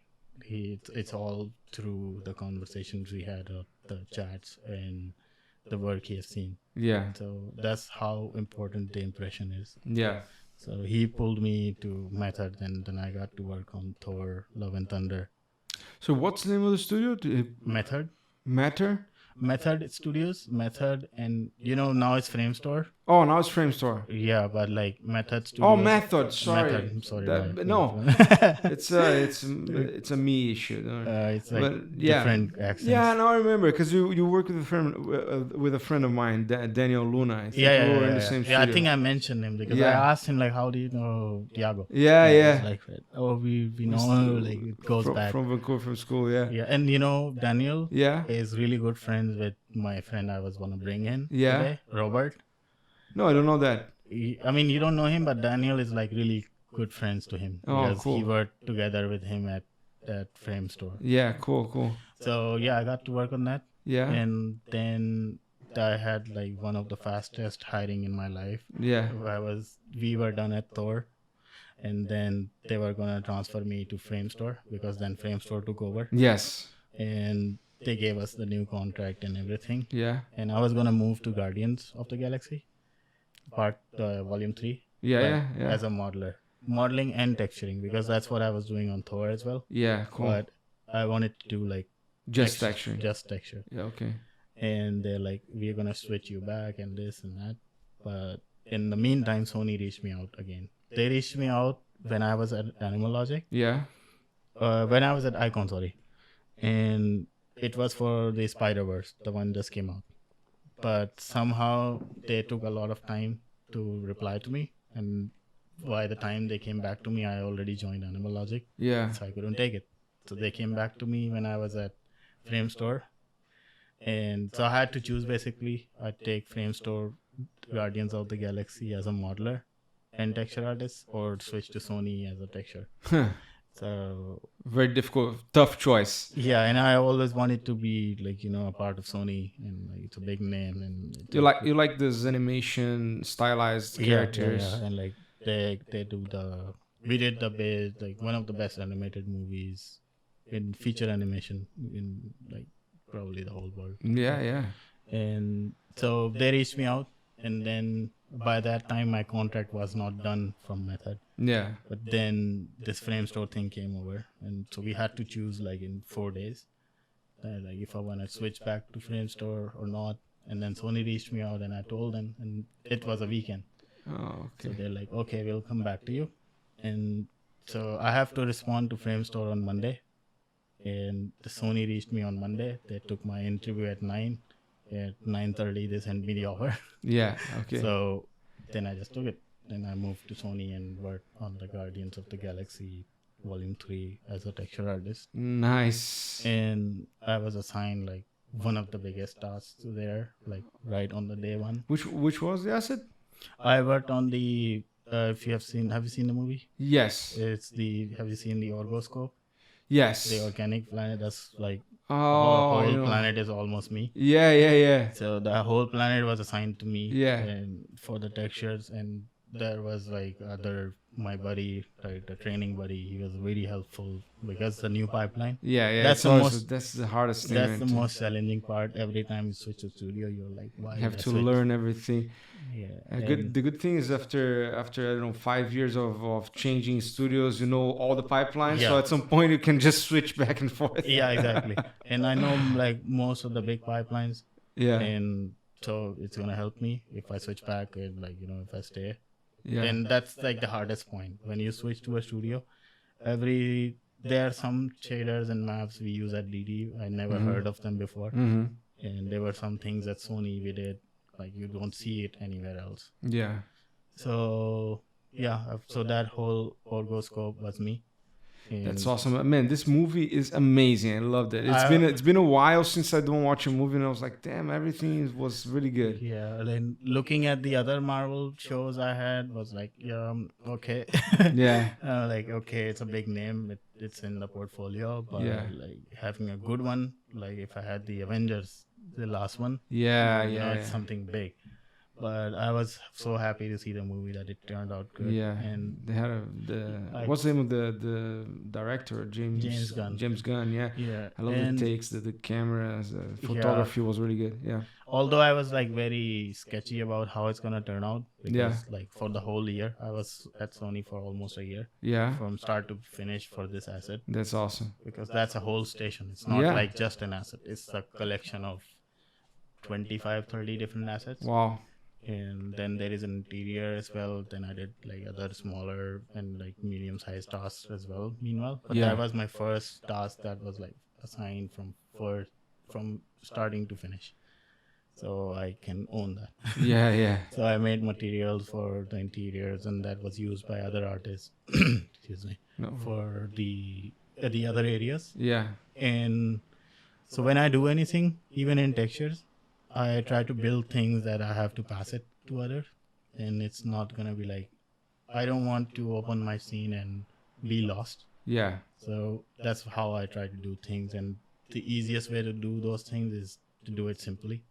Like I see a lot of people, if you're working in Substance Painter, they put like 500 layers for something, and that's unnecessary. Yeah. So I would try to do it in like 10 layers, 50 layers maximum. Yeah. So it's easier for understand, it's readable. It's all compact and like not Yeah. scattered around. Like 500 layers probably has like small details on a single layer, right? So Yeah. So I keep my things organized. I also have the OCD of things, keeping things clean. The first thing I noticed at your place was that it's clean. Yeah. I'm happy. Good job. Thanks for that. Well, I gotta thank my wife too for the help. Yeah, I'm the cleaner of my house. Like, it's my wife. Nice. My wife is like different. Yeah, So I do the cleaning and everything. That's nice. So I keep everything organized, even at work, and my notes are organized. And if I'm making a template for somebody, Yeah. I keep it the way that it's readable, Yeah. and that goes a long way. Cool. So I got to make those materials and shaders, and then I even helped look dev in some sculpting areas as well. Huh. So it was a really good relationship with the team. Nice. And we had a bad experience as well. You have a bad fish in a pond. Oh, really? That's why it's a very small industry. Yeah, that's bad, man. And when I moved to DD, I Yeah. was talking to my higher up. I wouldn't mention her name. Yeah. Well, yeah. Yeah. So we were talking, and like he mentioned that they were almost gonna hire him, Yeah. but they didn't because they could feel that There was tension. Yeah. Yeah, you don't have to be an asshole. Even if to me, if you're really good, you're gonna be down to earth. You're not gonna be an asshole. Yeah. Like you're only gonna be an asshole if you're only good with your mouth. Yeah. That's it. So Being arrogant or something like that, right? there is no reason to be an arrogant. Yeah. Because it doesn't take you anywhere. Yeah. And since it's a small Doesn't make you better than anyone. Doesn't make you. Yeah. Yeah. And it would just put a target on you, Yeah. and it stays with you forever. Yeah. So anybody I got, every time there was a talk getting up, you're talking, and there is gossip and things happening everywhere. So we would, his name would come up, and nobody has worked with him, but everybody knows that guy is an asshole. Oh my God. Yeah. So you don't want that kind of impression. No. But overall, our team was really good. Yeah, that's awesome. And that was all Sony, the period in Sony. Right? Yeah, and then now, so that was the last studio prior to DD? Digital Domain, yeah. Then I had to leave because I run the house, and I run the house in Pakistan as well. Okay. So I'm running like 3 families. So I have to keep everything in consideration. Yeah, okay. And since we didn't have any end date for the project, and that's how you get in VFX, right? Yeah. You keep extending, or you'll get open-ended contracts. Yeah. It's not like, if somebody wants stability, just go for TV animation. Yeah. Or games or something like that. Yeah. I mean, it's in games, it's just another monster. Yeah. But if you are in animation or VFX, if you want stability, just go for TV animation. Yeah. But so I had to decide if I want to stay, because you wouldn't get the answer until the last 2-3 weeks. Yeah. Then DD reached me out. Oh, okay. And Framestore reached me out as well. Yeah, okay. And I took the offer from Framestore. Yeah. Informal offer. Yeah. But next day DD matched the offer, and the task and because at Framestore I was gonna be an environment TD. Okay. I would be doing textures, but for environment, no characters or anything. And again, it's sketchy that you might do some Houdini stuff, or you might do some textures. Yeah. But I wanted to keep my focus on textures. Yeah. So DD matched the offer. So I had to apologize to Framestore and reject their offer. Oh my God. And then I took the DD, and it was a good choice. Nice. And have you been on a single project since you've been there, or is it changing projects? It's like I got to work on The Secret Invasion. That was the first project I worked on. Yeah. That was the project I was hired on. Yeah. Then we worked on episode 6, and it's there in it's another Marvel project. Yeah. Then I got to work for like a short term on Citadel Oh, okay. for the Prime. Then I got to work on like what was the other one? There is three other movies, and they're all like big names. Big names. And Yeah. they're not announced. And Yeah. so in last 2-3 weeks, I had to work on like two movies together, or Oh, two shows wow. together. So like dividing the time 50-50, and Yeah. it was a very challenging task because I was taking over somebody's work who did that very fast, but he was very helpful explaining me how he did it. Yeah. So I had to find my way. How would I fix it? Yeah. Because it's not like a push button and it's gonna change everything. Yeah. So, but finding that thing or finding the workflow took me like 2 days, but doing that thing took me like maybe 2 hours. Yeah. So that was Once you found out how to do it, it was like the and clickable even button. after that, whenever they ask for changes and you get notes on it, then it's like an hour job or half an hour job, depending on how fast your system is Yeah, working. I see. So that's one of the most important part, and that's what I tell to everybody. Like Yeah. painting, texture painting, or even any job, it looks like it's just that. Yeah. But that's only the the 20%. Yeah. 80% is problem solving, and to get to that point where you do that, Yeah. like. And then I think that takes us to a point where we also can talk about some things that are happening right now, right? Because we're going through a pretty specific point in history. We had the whole pandemic stuff that was a huge thing on its own, and now we were going through the strikes on the writers and actors and writers strike. And how have you seen anything happen inside of the studios, like the one that you're working at? Did you see like many people getting out at the moment? How's that looking? It's affecting everyone. Yeah. Like seen, and like I see a lot of friends. I have a bunch of friends who got laid off from bigger studios. But at DD, Yeah. I cannot disclose everything, but Of course, like, Please I'll be discreet. Yeah. So since we are very organized and we are big, but like not big.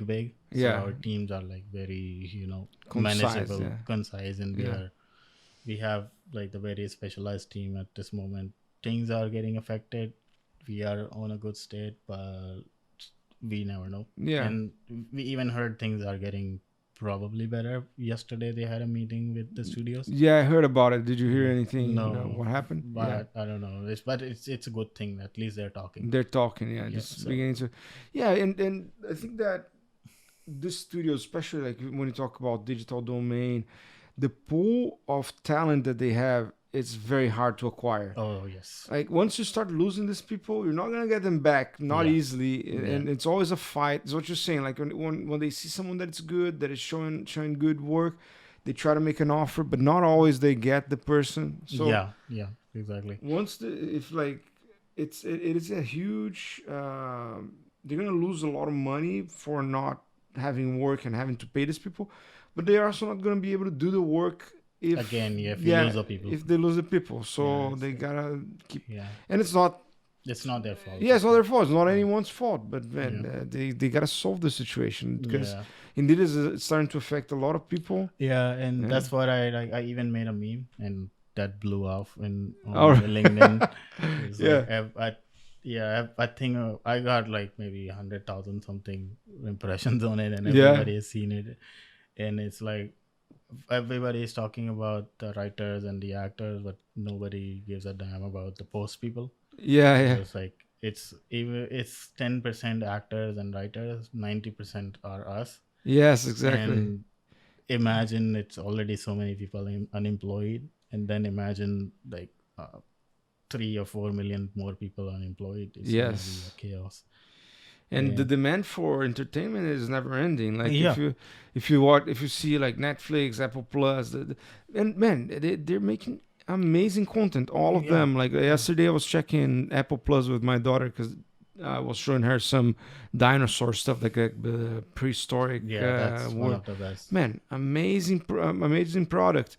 And then all this, you can really consume high quality products on streaming nowadays, and this is not going to end. So all is going to happen is it's going to open the doors for more competition to come in, and to like people are going to do what, go to TikTok again, or like watch more YouTube, and that's or maybe podcasts. Who knows? Maybe that's good for that's good for us. The podcast thing is like booming. Yeah. And for like I always say that like the importance of us is like, imagine if there was no streaming, no movies or anything during the COVID. Everybody would have just gone crazy. And we are very like underrated and unrecognized. Like imagine a doctor or an engineer after a whole day of hectic work. What do they do when they go at home? Watch TV. Like if they don't have anything. So and I cannot speak on behalf of the studio. But like I would say DD is pretty good at keeping people. And like keeping everybody busy and keeping their talent. But like if they don't have to work, there is nothing anybody can do. And even my contract is gonna end in the end of October. I'm in the same situation. September, October. And then after that, they said that they have another show lined up, but if nothing get resolved, what are they going to do? There were so many movies and shows they went on hold and just got canceled straight up, pushing out to the next year or something. Even the movie I'm working on was supposed to come out early next year. Now it's going to be in the mid of next year, and who knows, it's going to push more. But I hope things get better. The only thing it's going to do, because you are a PR, right? I'm in what, sorry? Are you on a work permit or a PR? I'm a permanent resident, So like for us, it's not a big deal. Like we're not going to be kicked out. But of the country. But there's many people that are depending on it. I have some friends and like they got laid off and their processes got canceled because of that. No way. So he has to come back? They're still here and they still have their work permit for a bit, like another year. But again, their process is canceled. They have to start over again and for the PR. For the PR, but again, they both are looking for jobs, and then the situation is not the best. And then the taxes, I don't understand that you get the EI and then they take like 30% taxes on it. Like what's the point? So I hope things get better, because it's very bad for those. I know another friend from Frame Store, and he was worried that his work permit is going to expire, and then because there is no work, so he cannot switch, so you'll have to go back. And it's not easy. And especially after, you step into the industry, you have the taste, and then you don't want to go back and work on a third world country's stupid stuff. That's what I put it on. It's hard, man. If you need to go back and work on smaller projects now, having worked with stuff that is like top of the line, it's really hard. There is another trend I'm seeing is a lot of studios are shifting to the cheaper countries. They're opening those. Just let's go get the cheap labor somewhere else. The quality is compromised, definitely. But like I wouldn't mention the countries, but right? And they're moving to those cheaper countries because they can hire like the amount they're paying to an artist here. They can hire like maybe 10 artists back there. True. So, but it's also harder to control. It's harder to keep quality up. But things are shifting. Things are shifting. Keep an eye open. And then that takes us to, I think, let me just double check. Everything is just making sure we have this prime recording good. So that takes us to new tech. We're going to talk about AI too, which is a big factor on this whole strike, right? And yesterday I was watching something on Instagram, like a music. So in Brazil we have funk, right? Which is it's a popular type of style of song. and then there's a lot of dance involved in that. Yeah. And then there was a guy doing a dance Mhm. on this funk style, which is not the same as the American funk. It's Mhm. just like a Brazilian funk. Mhm. And this guy was doing the dance, this TikTok dance, and a bunch of different actors from Hollywood were showing up on his face. Like, so Mhm. every time he was switching from, I don't know, like Tom Cruise or like the guy from Deadpool, Yeah. and Yeah. then and all switching in real time, not in real time, but it was like switching seamlessly, and was looking very convincing, and also like very good lighting, very good, and just the AI, it's not just the face, like the whole body was being like Aquaman. So Mhm. some of them had the shirt on, some of them didn't have the shirt on. The anatomy was kind of good. So man, what's going on? Then the guy was having like hundreds of thousands of views on this video, Mhm. using IPs from Disney, from Hollywood in general, Mhm. and the likeness of these actors, and this is on the hand of a single person, done in probably like minutes. So Yeah, but man, what's going on? the What do you think is gonna happen? I mean, personally, for the I don't mind AI, Yeah, but the way it's trained and the way it's used is the problem. yeah, Because AI has been used so very subtle way in the industry for a while, right? yeah, That's how they've been building faces yeah, in the movies and the stuff. There is always like they can taking an edge from the AI because the tech is always there. yeah, And even now in texture painting, we have substance sampler now, right? yeah, It's something like they used to use Xnormal and other softwares, but substance sampler is the same thing. You put an image, it's gonna give you a full 3D model and texture of it. yeah, And even if you put just the scans in it, it's gonna give you a thing or a proper model with textures on it. true. And for the Photoshop, you saw the generative AI thing, right? Yeah, You prompt it on, and it's gonna give you iterations. It's good.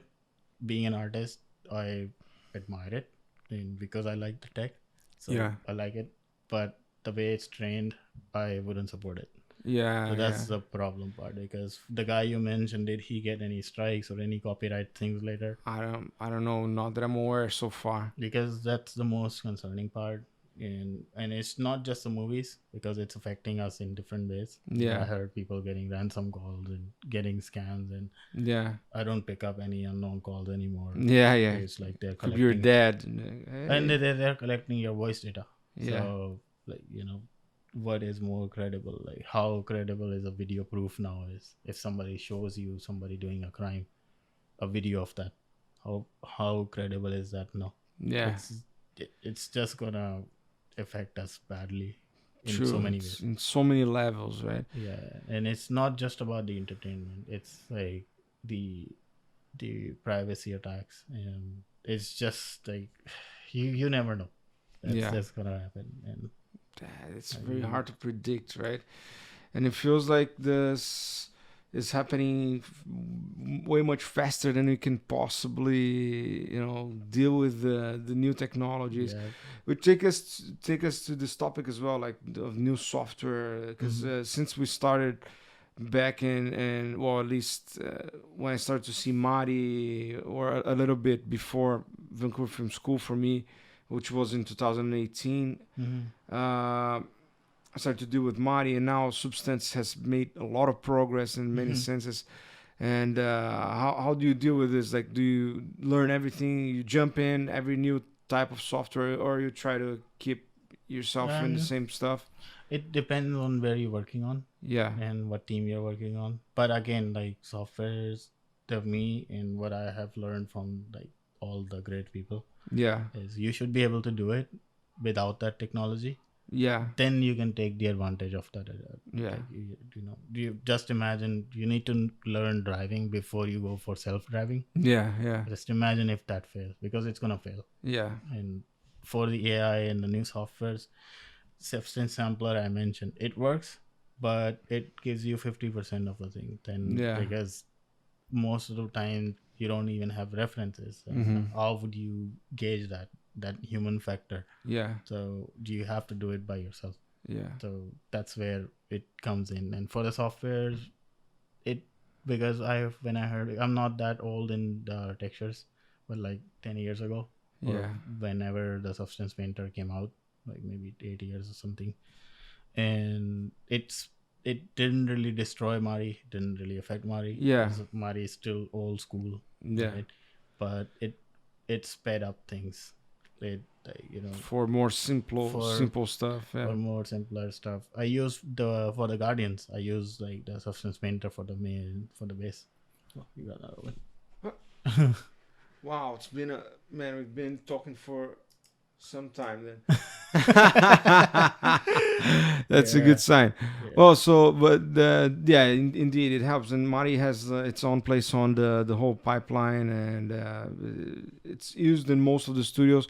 Substance Painter now has a lot of new technology that you can project stuff that yeah, Mari was only in Mari before. Right now, Substance yeah. can do most of the It's stuff. it's still like I would say Mari is very specialized. You can do so many things because Yeah, you have to do all the thinking for yourself. yeah, You have to do everything from scratch. yeah. Oh In yeah, in Substance, you can paint all channels together. In yeah, Mari, you have to build from scratch. yeah. So that's like one of the most technical part, and that's what I was saying. Like in especially in textures, it's not the painting. Painting is like 20%. Yeah. The rest is understanding the nodes and everything. People use layers, and now they have node graphs, which is very Yeah. powerful. And yeah, For procedural stuff and for yeah, it depends. I've seen people who hate doing procedural things, yeah.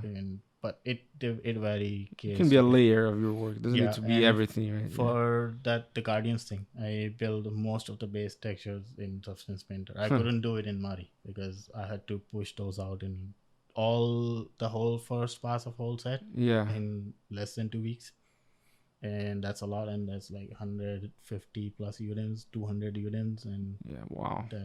that's a big Just asset. out of control. Impossible. Yeah. That's a big asset. Cool. And then one question regarding software still, which is huge. There's a huge audience for that. I have never asked this question before, but there's like I see a lot of Blender stuff on the internet, and I just want to know your opinion on Blender. Do you use it? Do you like it? Do you think it can have any impact on the future or be The adopted? the way I take on softwares or technology Yeah. is there is no harm in learning anything, right? Yeah. But I don't know how to use Blender, but again, if I know a software package, a 3D package, Yeah. then it's the same thing, just different workflow. Mm-hmm. And I don't have to use it day to day. Okay. So if I have to, I don't mind going for it. Yeah. But like since it's not a part of pipeline, and if I know Blender and I know I can do things faster in Blender, Yeah. and and then I can throw it into the pipeline. Yeah. I see a lot of people doing it. Yeah. And same goes for because at Digital Domain, Yeah. we especially in texture paint, it's a very Mari heavy pipeline.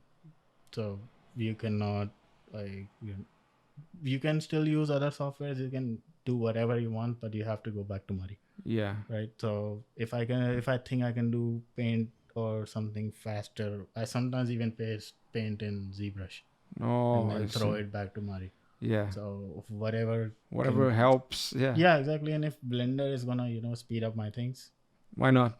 why not? And Yeah. there is no harm in learning. No. But unless I don't have to, probably wouldn't bother because Yeah. there is too much in plate already. Yeah. Already way too many softwares. Yeah, there is a new software every day. Yeah. And then with this AI, like, Thing. again, if it helps me making textures faster, why Yeah. not? Why not? Yeah, it's true. It's true. Sometimes it feels like it's better to just wait for stuff to kind of consolidate, because otherwise you go crazy, right? If you Yeah, just keep trying to learn everything that comes out, testing everything, like I don't know who has the time for that, Yeah, but and it's like the social media. There is a new platform every week. yeah, Just like the threads came out, yes, and it was super hyped and everything. Now it's yeah. gone. No, Nobody's it talking crashed about like it. a meteor.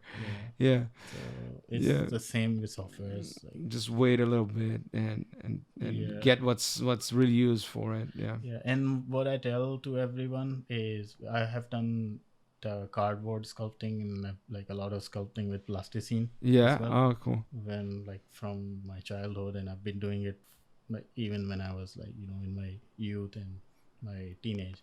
Yeah. So it helps. So what I tell in the interviews, and that helps me a lot. That's just another tip.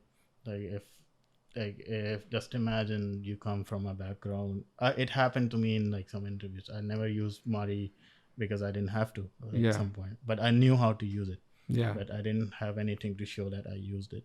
Yeah. So what I'd say is like if I the best way to put it, because if you go back to my portfolio, you'll see a frog in the piece on it. I painted that in ZBrush, and it's all hand painted. Everything is hand generated. It's like if I can do that, I can paint in anything else. It's Yeah. the same thing. You have to know how to paint. Yeah. That applies to the AI as well. If you know how to do that thing by yourself, there's no harm in using AI or using. Yeah, so even in Midjourney, I was watching that because like if you go to Midjourney and you want to generate an image, you can be specific about like the focal length of the lens you want to use, or like the specific naming of things like if you want to do a portrait, what kind of portrait. Yeah. So if you don't know anything about photography, Exactly. how can you? How would you know what focal length is? Yes, exactly. How can you direct that AI to do anything that's useful for you? Exactly. You're gonna be at random, but maybe you find other words for that. But at the end, if it's using references from real world, that's the references it's gonna have. Like it's gonna use like the naming. And I think it's a very good tool to have a base or a start. Like imagine you want to do a personal project, or if you have a story in mind, you generate some references, then use them as references, not like copy paste. Because there are things, because at least not now, until now, if you imagine you get a glass render out of the AI, and your client says, oh, make it like 20% fatter from here, 30% fatter from here, 30% thinner from here, and make it like white. How would you do that in AI? It's not that specific. It's not gonna give you something different. Yeah, maybe. I was thinking of that. Like, how can they make it in a way that it becomes more like software-like? And it came to my mind something like AI, full AI software where the AI is kind of imagining. So for example, the render, you're kind of spinning the imagination of the AI, and then the whole computer must be the AI because you got to store that information. So for example, you got to have a file. So, but that file must be like manipulating the memory of the AI. So you're going to store this here so that you can kind of operate inside of that system instead of like getting back into the traditional system. Yeah, exactly. I mean, it's just... that would be helpful. But my main concern is just the data set they use. Yeah, as long as it's still legit, it's legit. Because you're basically using the whole the whole creativity of the humanity and making things out of it. Giving it to someone that's not... It's hard. Yeah, even yesterday I saw, I don't know how credible that news was, that ArtStation and DeviantArt actually had contracts with Midjourney for providing their like material, because ArtStation is big, right? You find anything there. So they are collaborating with those people and they're giving your work away for intentionally free. Giving your work for free, but they're making money on it. And you're getting nothing. You're getting nothing. That's beautiful. So the copyrights is the main concern. Yeah. Either we're gonna live in a copyright-free country, or mulk is basically called country. Yeah. If Disney opens up their copyrights, I think I can do it as well. But I don't think that's gonna happen. No, they're like very specific. And like, how you work for Disney, I work for Disney, and like how things are. And we love Disney. It's we're not saying anything bad, but how strict the rules are. But because it's their property and it makes sense. And just like that, our artwork is our property. So I don't mind if somebody is using it for like referencing, but using it without consent is just not good. It's gonna cause problems. Cool. And then the next topic, I think, is this emerging technology of VR. I've been seeing you play a lot on live on the Yeah, Facebook and yeah, yeah. other websites. How are you liking this? Are you playing on PC I or PlayStation? I basically, as I said, I try almost all kind of technology Yeah. I can afford. Yes, that's So very that's good. the biggest question on that. Yeah. And I had the PC VRs. I had Yeah. like 3 headsets, but I sold them all. Now I just play on the PlayStation VR, Yeah, that's great. and it's getting better. The Yeah. new one, there is a lot of things that can be improved, Yeah. but it's much better than how it was before, Yeah. Yeah. and it's much more engaging. And Yes. I'm trying to get back to the workout routine. So you Yeah. get like a really good workout if you're playing like the Horizon Call of Mountain. Yeah. It's probably the best VR title I've played since Really now. Yeah, and beautiful graphics. beautiful graphics, beautiful gameplay. You have to, dodge and duck enemy. You have to move around. There is a way you can play sitting, Yeah. but you have to move around in the other play style. Yeah. Yeah. So you're moving around. You have the bow and arrow that functions like you have to pull it out and you have to pull out the arrows, Yeah. and it's very engaging. And there is a lot of mountain climbing involved, so you do feel pressure on your On your muscles. shoulders. Yeah. So you're So working out a little bit. yeah, and I played like the Creed VR. Oh, the Assassin's Creed. No, just the Creed. Oh, the Creed, the The boxing one. boxing. Yeah, And that's insane. Like Yeah, I played for like half an hour, man. and my This every is muscle was hurting next day. Because although you don't have anything physical, Yeah, that's but good. like it's about speed and like timings and moving. Yeah, So it's a really good tool. and heart wise as well, right? Yeah. 'Cause I had the Meta Quest Pro, and I ended up returning it, but Yeah. I played this. I forgot the name. It was another boxing one. And but man, you're punching the like just a virtual thing, man, and your body is like you Moving. like Exactly. and just Yeah, crazy. but this new VR is they have the haptic feedback, so you have the feedback on your head. on as your well. head as well. Yeah. So So you take the punch and you feel yeah, like you have bam, bam. it's not like intense, but you Yeah. feel that you're doing something. Yeah. Plus, I had the Meta Quest as well, the Quest 2, Okay. but I sold it back because the reason I didn't like it is not comfortable. Yeah. It's too heavy. Too heavy on the and front. too big. And I had the PlayStation VR 1 as well. Yeah. That was really good. Yeah. But the controllers were and the graphics were not that good. Yeah. This one is pretty good. You have an OLED display in there, and the eye tracking is really good. Like you can do things without moving your head Oh, with that's just your perfect. eyeballs. Yeah, That's great. and the graphics is good. Plus, it's just very engaging. The games are. I tried a bunch of games. There are some okay games, Yeah. but it's getting. It's evolving, right? It's Yeah. evolving. It's getting there, and it's very comfortable. Yeah. It's probably the lightest headset I have used for. Yeah. So you're probably going to acquire the Apple Vision Pro. Are you thinking of that? No. You're not getting that? I don't like the. Maybe if it was under $1,000, Yeah. like $4,000 or something. It's out of control, right? It's not worth it. Yeah. If I want something that realistic, I would just go out and do it. Yes, exactly. And that's where, like, if we go back to the games, that's why I kind of don't like the new sports games coming Yeah. out anywhere, Yeah. because they're trying to make it super realistic.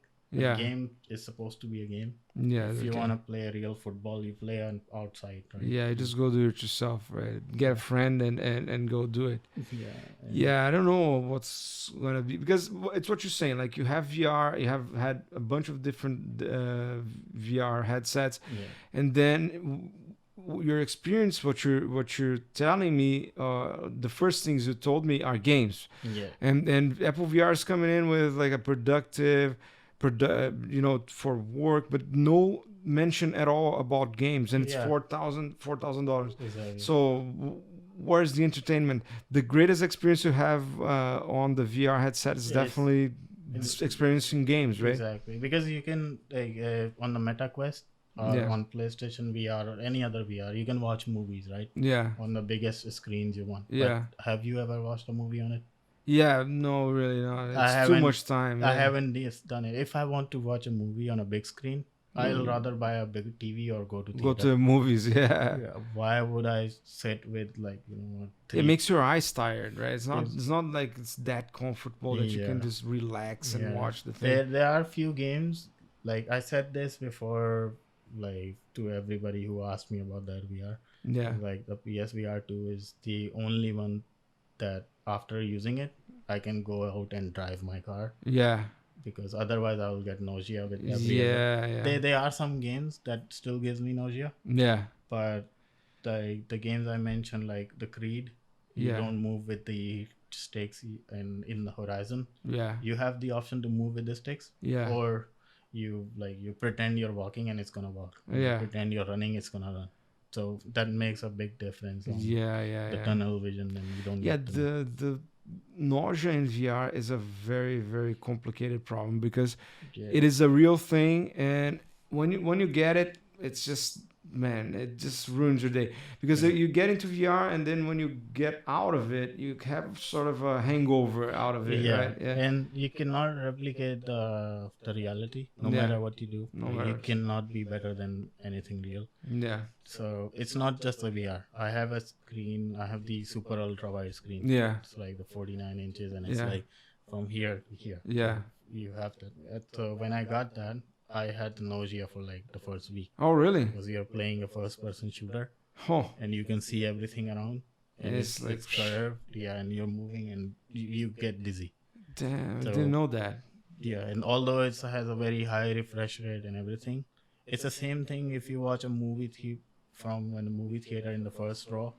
You'll either break your neck or you'll get dizzy. You Yeah. won't enjoy it.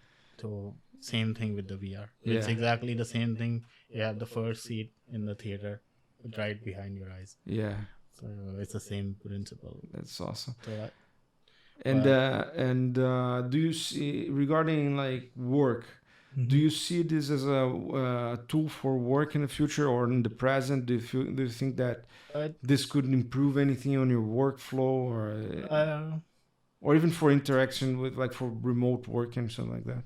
I mean, for remote work, I don't think it's gonna be any part of it. But for learning, I did do some VR sculpting when I had the Meta Quest 2, Okay. and it's good. But unless they make the glasses, super thin like a normal glasses, Yeah. and it doesn't put pressure on it, I really enjoy it, because Yeah. there is nothing better than moving your object in real space. There is like a flat screen cannot replace it. Yeah. So That's true, but also there's more effort involved, like in keeping your eyes up or your arms up, yeah. and because when you're in the computer, you're 100% flat. You're just like, Yeah, you know.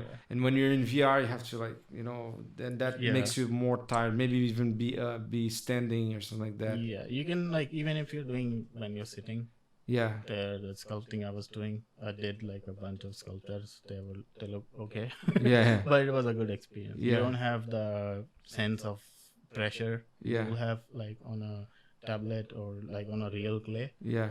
but it still feels really good. Like you have your object, you can rotate and sculpt it and Yes. rotate. Yes. So it's amazing. Yeah. Yeah. If it gets to a point where you can run real high end, like such a Unreal Engine 5, like you can sculpt in an environment like Unreal Engine 5 where you see the textures like right in front of you, Yeah. or like you're painting the textures and everything. Is like, well, I think you can probably do something like that in Substance Painter now, but I mean, I think you can do that with Substance Modeler, yeah. because that's VR. Substance Modeler is designed for VR. Okay. I was using I think it was Adobe Medium, Yeah. but then they released the Substance Modeler, Yeah. which is still Adobe, Yeah. but upgraded version. And Yeah. you can do like a poly modeling in it as well. Yeah. So it's a real high quality modeling in VR. But Cool. yeah, it's fun. Nice, man. Yeah, it's an interesting topic. Also hard to define what's going to go next because we are kind of depending on the industry creating a hardware that is really usable, right? Yeah. If it's not 100% there, it's hard to make any predictions. But assuming it's going to get there, it does seem like it Yeah. might have a place. But also at the end of the day, there's also the thing of like being blindfolded or detached from reality, which is what you're saying as well. Yeah. So it's hopefully it's a tool that can help here and there, or like for visualization or something like that. But not for like 8 hours a day of usage, right? Yeah, I mean, it just doesn't make sense. Yeah. And even for the AI, that's why I never call AI art. I just say AI. Yeah, because that's not art. Yeah, that's true. Yeah. So yeah, that's a very human thing. Yeah. But yeah. So. Cool, man. And I think that gets us to the end of our conversation. There's one last thing that I ask is if you have any message or inspirational quote or like something you'd like to say to people getting started or thinking of getting into the industry, and that don't know if there's going to be struggles ahead or like if they're going to make it. If you have any message. I mean, my thing, or like the only message I always give to everybody is just like keep working on it. And like if somebody like me can make it, then you can make it too. That's what I always followed, and I didn't imagine like the artists I was like, getting inspired with and like following, and that pushed me to be someone. Then I'll be working alongside them. And as their buddies. So like if I can do it, you can do it as well. But you just have to be organized. You have to do your research. You have to know your boundaries. You have to be very approachable. And I shared that on my social media as well, on how to reach out people. Don't just, because like not everybody at work is your friend. Or in the industry, some people seems very jolly and like easygoing. But if you have something in your mind that you want to approach them as a professional goal or something, then don't jump in as their buddies. Like don't shoot the first question, hey, can you recommend me somewhere? Like, do your research, have your things ready, and like build a slow relationship with the person you're aiming for. Then start the talk. Then don't just like, hey, can you recommend me somewhere? It's never gonna work like that. If I see somebody hardworking, if I see somebody's doing quality work, and if I see an opening, even if I have a slight idea that this person is nice, I'm gonna probably put his name in. Right? If I can, because it doesn't hurt me. But just be that. And the last thing, don't be an asshole. Because it doesn't take you anywhere. Yes, exactly, man. Exactly. You can be on a good position, but it doesn't last. Nice. Dude, that's unbelievable. Congratulations for the great trajectory, the whole adventure you've been through. It's amazing, very inspiring to see like you coming all the way from Pakistan and everything you had to go through to get here, and what you have now, the point in your career you are. And for me, honestly, it feels that it's just the beginning. So I'm sure you're going to speak again in a few years, and there's going to be a lot more to talk about. Definitely. So man, thank you so much for coming all the way here to Langley town, Langley City. And yeah, man, we're going to definitely talk again soon. Yeah, for sure. All right. For sure. Done. Cheers. We made it! Dude, that was a long talk.